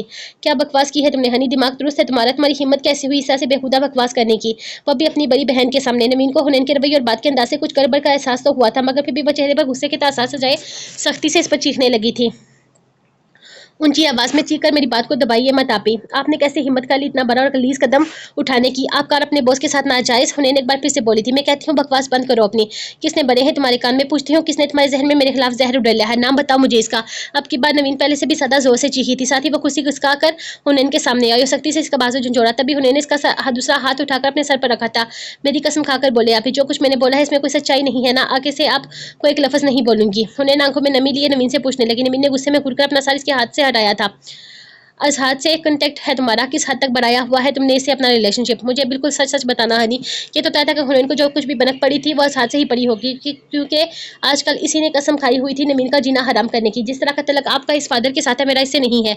मगर आज मेरी आंखों से इसने पर्दा हटाया और मुझे बताया कि मेरी बहन कितनी गिरी हुई और हल्के किरदार की मालिक है। हुनैन रोती हुई बली, मगर नवीन के पड़ने वाले हाथ ने हुनैन को आगे कुछ भी बोलने से रोक दिया था। हुनैन बेयकीनी से अपने गाल पर हाथ रख के नवीन को देखने लगी, जो अभी भी गजबनाक नजरों से इसको घूरने में मसरूफ थी। कमरे में जाओ अपने। नवीन आंखें दिखाती हुई ये हुनैन से बोली थी। हुनैन अभी भी अपनी बहन को देख रही थी। इसकी आंखों में कोई पेशमानी, कोई शर्मिंदगी हुनैन को नजर नहीं आई थी। हुनैन का दिल वसीर खराब हुआ। जाओ। अब की बार नवीन गला फाड़ कर चीखी तो हुनैन खामोशी से अपने कमरे में चली गई थी। आज छोड़ूंगी नहीं तुम्हें मैं। नवीन दिल में बोलते अपने बेडरूम में आकर मोबाइल उठाकर शाहनवाज को कॉल मिलाने लगी। और मैं इसे पूछता हूँ, मगर तुम टेंशन नहीं लो, डॉक्टर ने तुम्हें टेंशन फ्री रहने के लिए कहा था। शाहनवाज ने नवीन की सारी बात सुनकर इसे तहम्मुल से समझाते हुए कहा। शाहनवाज ने महसूस किया था कि इस वक्त नवीन काफ़ी गुस्से में थी। मैं टेंशन नहीं लूँ शाहनवाज, इस सिचुएशन में मैं, जब मेरी छोटी बहन जिसे मैंने पाला है, जो मेरे सामने अपनी जुबान नहीं खोलती, आज मेरे सामने खड़े होकर मुझसे मेरे और आपके तलकात पूछ रही है। शाहनवाज आज हाथ ने इसको न जाने क्या बोला है, यहाँ तक कि आपके बेटे ने मेरी बहन की नजरों में यह कहकर गिरा दिया कि मैं अपना बेटी अपोर्ट करवा मैं अपना अबॉर्शन करवाने जा रही हूँ और आप कह रहे हैं कि मैं खुश रहूँ। नवीन अपना कमरे का दरवाजा बंद करके मुसलसल कमरे के चक्कर काटती हुई शाहनवाज को बातें सुना रही थी। मैंने तुमसे कहा है ना नवीन, मैं इसे जाकर पूछता हूँ, अब रिलैक्स हो जाओ, सोने की कोशिश करो। कल ऑफिस के बाद मैं तुम्हारे पास आऊँगा, हम दोनों मिलकर हुनैन के लिए कुछ डिसाइड करते हैं। शाहनवाज बहुत मुश्किलों से ठंडा करता हुआ काल रख चुका था। लंबा सांस खींचकर वो टेरेस में अपने रूम पर आया था, जहां वजिया बेड पर सो रही थी। एक नजर इस पर डालकर वो कमरे से निकला और आजाद के रूम में पहुंचा। कहाँ से आ रही हो तुम? रेलिंग की चेयर पर बैठा आजाद स्मोकिंग कर रहा था। शाहनवाज ने सिर्फ सवाल किया। कोमल के रूम में था, अभी थोड़ी देर पहले सोई है वो। अजहार शाहनवाज को देखकर पास रखी ट्रे में सिगरेट मसलता हुआ बोला, मैं अभी की बात नहीं कर रहा वो, और ऑफिस के बाद कहाँ गए थे तुम? शाहनवाज ने संजीदा असद के साथ अजहार से पूछने लगा था। मैंने आपसे पूछा आप ऑफिस में लंच ब्रेक के बाद कहाँ मसरूफ थे, या क्या कुछ करते फिर रहे थे? वो शाहनवाज के रूबरू आकर बोला था, तुम मेरे बाप नहीं हो, मैं तुम्हारा बाप हूँ। क्यों मिलने गए थे तुम हनीन से, और क्या बोला है तुमने इसे? शाहनवाज अब अजहार को गुस्से में देखकर सख्त लहजे में पूछने लगा था। सच्चाई बताई है मैंने इसे, असलियत बताई है इसकी बहन की। यही बताया कि तुम्हारी बहन मेरे बाप की गिफ्ट। अजहाद ने बेखौफी से शाहनवाज की आंखों में आंखें डालकर कहा था। अजहाद। शाहनवाज जोर से चीखा और इसका हाथ फिजा में बुलंद हुआ। अजहाद अब भी शाहनवाज की आंखों में आंखें डाले से देख रहा था। आपको क्या लगता है मुझे खबर नहीं है आपकी हरकतों की? आपका जो अजीम काम करने इस थर्ड क्लास लड़की को लेकर हॉस्पिटल गए थे, शर्म आ रही है मुझे आपको अपना बाप कहते हुए। मैं सिर्फ खामोश हूँ तो अपनी माँ की वजह से। आपकी करतूत उनके सामने लाकर मैं माँ की आंखों में आंसू नहीं देख सकता, और जब बात आपकी और मेरे दरमियान खुल गई है तो आप इसे मेरी तरह समझें या आर्डर, धमकी, वार्निंग या जो चाहे समझिए। आपको अपने तलकात नवीन मिर्जा से खत्म करने होंगे। असाद अब संजीदगी से शाहनवाज को देखता हुआ बोला था। तुम्हें नहीं तो तुम क्या कर लोगे? शाहनवाज जो काफ़ी देर से खामोश खड़ा इसकी बातें सुन रहा था, अपने बेटे से पूछने लगा, सिंपल है डैडी, से जान से मार दूंगा। अजहर ने बहुत आराम से ये जुमला बोला था, मगर दरवाजे पर वजीहा को देखकर उसने कुछ भी बोलने से अपने आप को बाज रखा था। वजीहा व्हील चेयर पर बैठी दोनों बाप बेटू को देख रही थी। अजहर के दरवाजे की तरफ देखने पर शाहनवाज ने मुड़कर देखा तो वजीहा दरवाजे पर एक पल के लिए वो इससे नजर जुगड़ा गया था। अजहर चलता हुआ वजीहा के पास आया, आप परेशान मत हो मम्मा, सब कुछ ठीक हो जाएगा, मैं सब ठीक कर दूंगा। अजहर व्हीलचेयर के सामने बैठकर वजीहा का हाथ थमथमा बोला तो वो मुस्कुरा दी, सो जाओ, काफी रात हो चुकी है। वजीहा दूसरे हाथ से अजहर के बाल पर हाथ फेरती हुई से कहने लगी और बहुत सारी नमी आंखों के बजाय अपने अंदर ही उतार ली। असाद ने वजीहा का हाथ अपने होठों से लगाया, उठकर व्हीलचेयर चलाता हुआ उसके कमरे में ले जाने लगा। मैं खुद लेट जाऊंगी असाद, आप जाओ तुम अपने कमरे में। असाद ने वजीहा को सहारा देना चाहा तब वो उसे बेड पर लेटा दे तो वजीहा मना करते हुए असाद को बोली और मुस्कुराकर इसे अपनी आंखों से यकीन दिलाया। असाद अपने रूम में जाने लगा तभी शाहनवाज अपने रूम में दाखिल हुआ था। असाद शाहनवाज पर एक नजर डालकर वहां से निकल गया। वजीहा ने व्हीलचेयर से खड़े होने की कोशिश की तो शाहनवाज ने आंखें भरकर इसे थामना चाहा था। मुझे सहारा मत दो शाहनवाज, अब इसकी जरूरत नहीं, वजीहा ने शाहनवाज को बोला और वो खुद व्हीलचेयर से अपना एक पाँव जमीन पर जमाकर साइड टेबल का कोना पकड़ते हुए खुद बेड पर लेटने की कोशिश करने लगी थी। शाहनवाज खामोश खड़ा इसे देखता रहा था, फिर बोला, वजीहा मैं आपको बताना चाहता था कि शाहनवाज ने हिम्मत जमा करके बोलना चाहा था, तुम्हें भी अब सो जाना चाहिए शाहनवाज, रात काफी हो गई है। वजीहा की बात सुनकर शाहनवाज खामोशी से लाइट बंद करके बेड की दूसरी तरफ आकर लेट गया था। नाम क्या है इसका? शाहनवाज को अंधेरे में वजीहा की आवाज सुनाई दी थी। इसने वजीहा की तरफ देखा तो वो आंखों पर हाथ रखे लेटी थी नमीन। शाहनवाज ने वजीहा को जवाब दिया, इसे लगा वजीहा कुछ और भी पूछेगी, मगर अब वजीहा की तरफ से मुकम्मल खामोशी थी। हुनैन कॉलेज से वापस आई तो नमीन घर पर मौजूद थी और अपने कमरे में मोबाइल पर किसी से मुंह गुफ्तगू थी। ना इसने हुनैन से कॉलेज से वापस आने का नोट्स लिया था, हुनैन की सलाम का जवाब भी सर हिलाकर दिया। सुबह जब हुनैन कॉलेज के लिए तैयार हुई थी तब इसने हुनैन से इसका मोबाइल मांगा था और मोबाइल अपने पास सख्ती से मना किया था कि बस हाथ से नहीं मिलेगी। हुनैन अपने लिए खाना ट्रे में रखकर अपने बेडरूम में आ गई थी और दोपहर का खाना खाने लगी। तब नवीन इसके रूम में आई और बेडरूम से हुनैन के लिए ड्रेस निकालने लगी। शाम में मेरे ऑफिस के कोली खुर्शीद साहब अपनी मिसेज और बेटे के साथ हमारे घर डिनर पर आ रहे हैं। राफा अच्छा लड़का है, काफी शरीफ है और मजहब और तमीजदार भी। मैं चाहती हूँ तुम इसे ऐसा गेस्ट से अच्छी तरह से कंपनी दो। नवीन इसका ड्रेस बेड पर रखती हुई बोली और वापस अपने कमरे में चली गई। हुनैन ने बाकी का खाना बेदिली से खाकर एक नाकबार नजर बेड पर ड्रेस पर थाली थी और सोने के लिए लेट गई।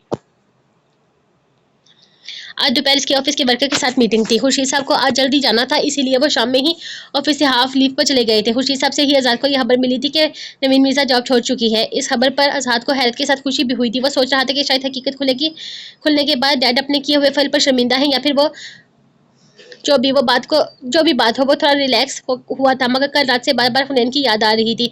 कल इसने यकीनन हुनैन को हर्ट किया था, यही सोचकर वो शर्मिंदा था। वह सुबह से ही वक्फे से हुनैन का नंबर ट्राई कर रहा था, मगर इसका नंबर सुबह से ही मुसलसल ऑफ था। ना जाने से क्यों इसे लग रहा था कि जैसे कोई नया बाप खुल चुका है। इन चंद दिनों से हुनैन को सोचना दुनिया का सबसे अच्छा काम लगता था। इस हकीकत के बाद भी हुनैन के बहन से इसकी डैड का अफेयर है, इस बात को सोचकर इसे गुस्सा आ जाता था और वह अपने आप को बहुत बेबस महसूस करता था। मगर जब हुनैन का चेहरा आंखों के पर्दे के सामने लहराता तो वो इसे सोचने से खुद को रोक नहीं पाता था। कल वो क्या करने वाला था हुनैन के साथ? अगर वो इंतकामा हुनैन के साथ कुछ गलत कर देता तो शायद उम्र भर के लिए ना सिर्फ हुनैन से बल्कि खुद से भी नजर नहीं मिला पाता। इस वक्त शाम के 7 बज चुके थे और इसे अब घर के लिए निकलना था। तभी इसके रूम का दरवाजा खुला। कहाँ गायब हो गया है यार? मुकर्रर रूम में आने के बाद असाद को देखते हुए पूछा। फसी भी इसके साथ ही मौजूद था। गायब कहाँ होना है, ऑफिस ज्वाइन किया है तो बिजी हो गया था। तुम दोनों सुनाओ, क्या प्रोग्राम है तुम दोनों का आज? असाद बारी बारी इन दोनों से मिलता हुआ पूछने लगा। हमारा जो भी प्रोग्राम हो तेरे बिना अधूरा है। चल आज किसी अच्छे से होटल में डिनर करते हैं। फसी असाद को देखता हुआ पूछने लगा था। आज मूड नहीं है यार, फिर कभी सही। असाद का बाकी इस वक्त घर जाने का इरादा था, तभी वो फसी को इनकार करते हुआ बोला था, मालूम है मुझे तुम इस दिन वाली बात को लेकर मुझसे अभी तक नाराज हो। फसी ने बुरा सा मुंह बनाकर असाद को देखते हुए कहा था, पागल हो गया है क्या? वो दोस्त है हमारा, हमसे नाराज नहीं हो सकता। चल यार आजाद किसी अच्छी सी जगह पर डिनर करते हैं, काफी दिन हो गए। इस बेवकूफ का शिकवा भी दूर हो जाएगा। आपकी बार मुकर्रमा आजाद को देखता हुआ बोला था। फॉर्मल ड्रेसिंग की हुई है यार, अजीब लगेगा। वो दोनों को जीन्स और शर्ट और जैकेट में बलूस देकर बोला था, नखरे मत दिखा यार, फुल हीरो लग रहा है, चल उठ जा। बस इसको देखता हुआ मुकर्रम भी बोला तो मुकर्रम भी उठ खड़ा हुआ था। आजाद को भी दोनों के साथ जाना पड़ा था।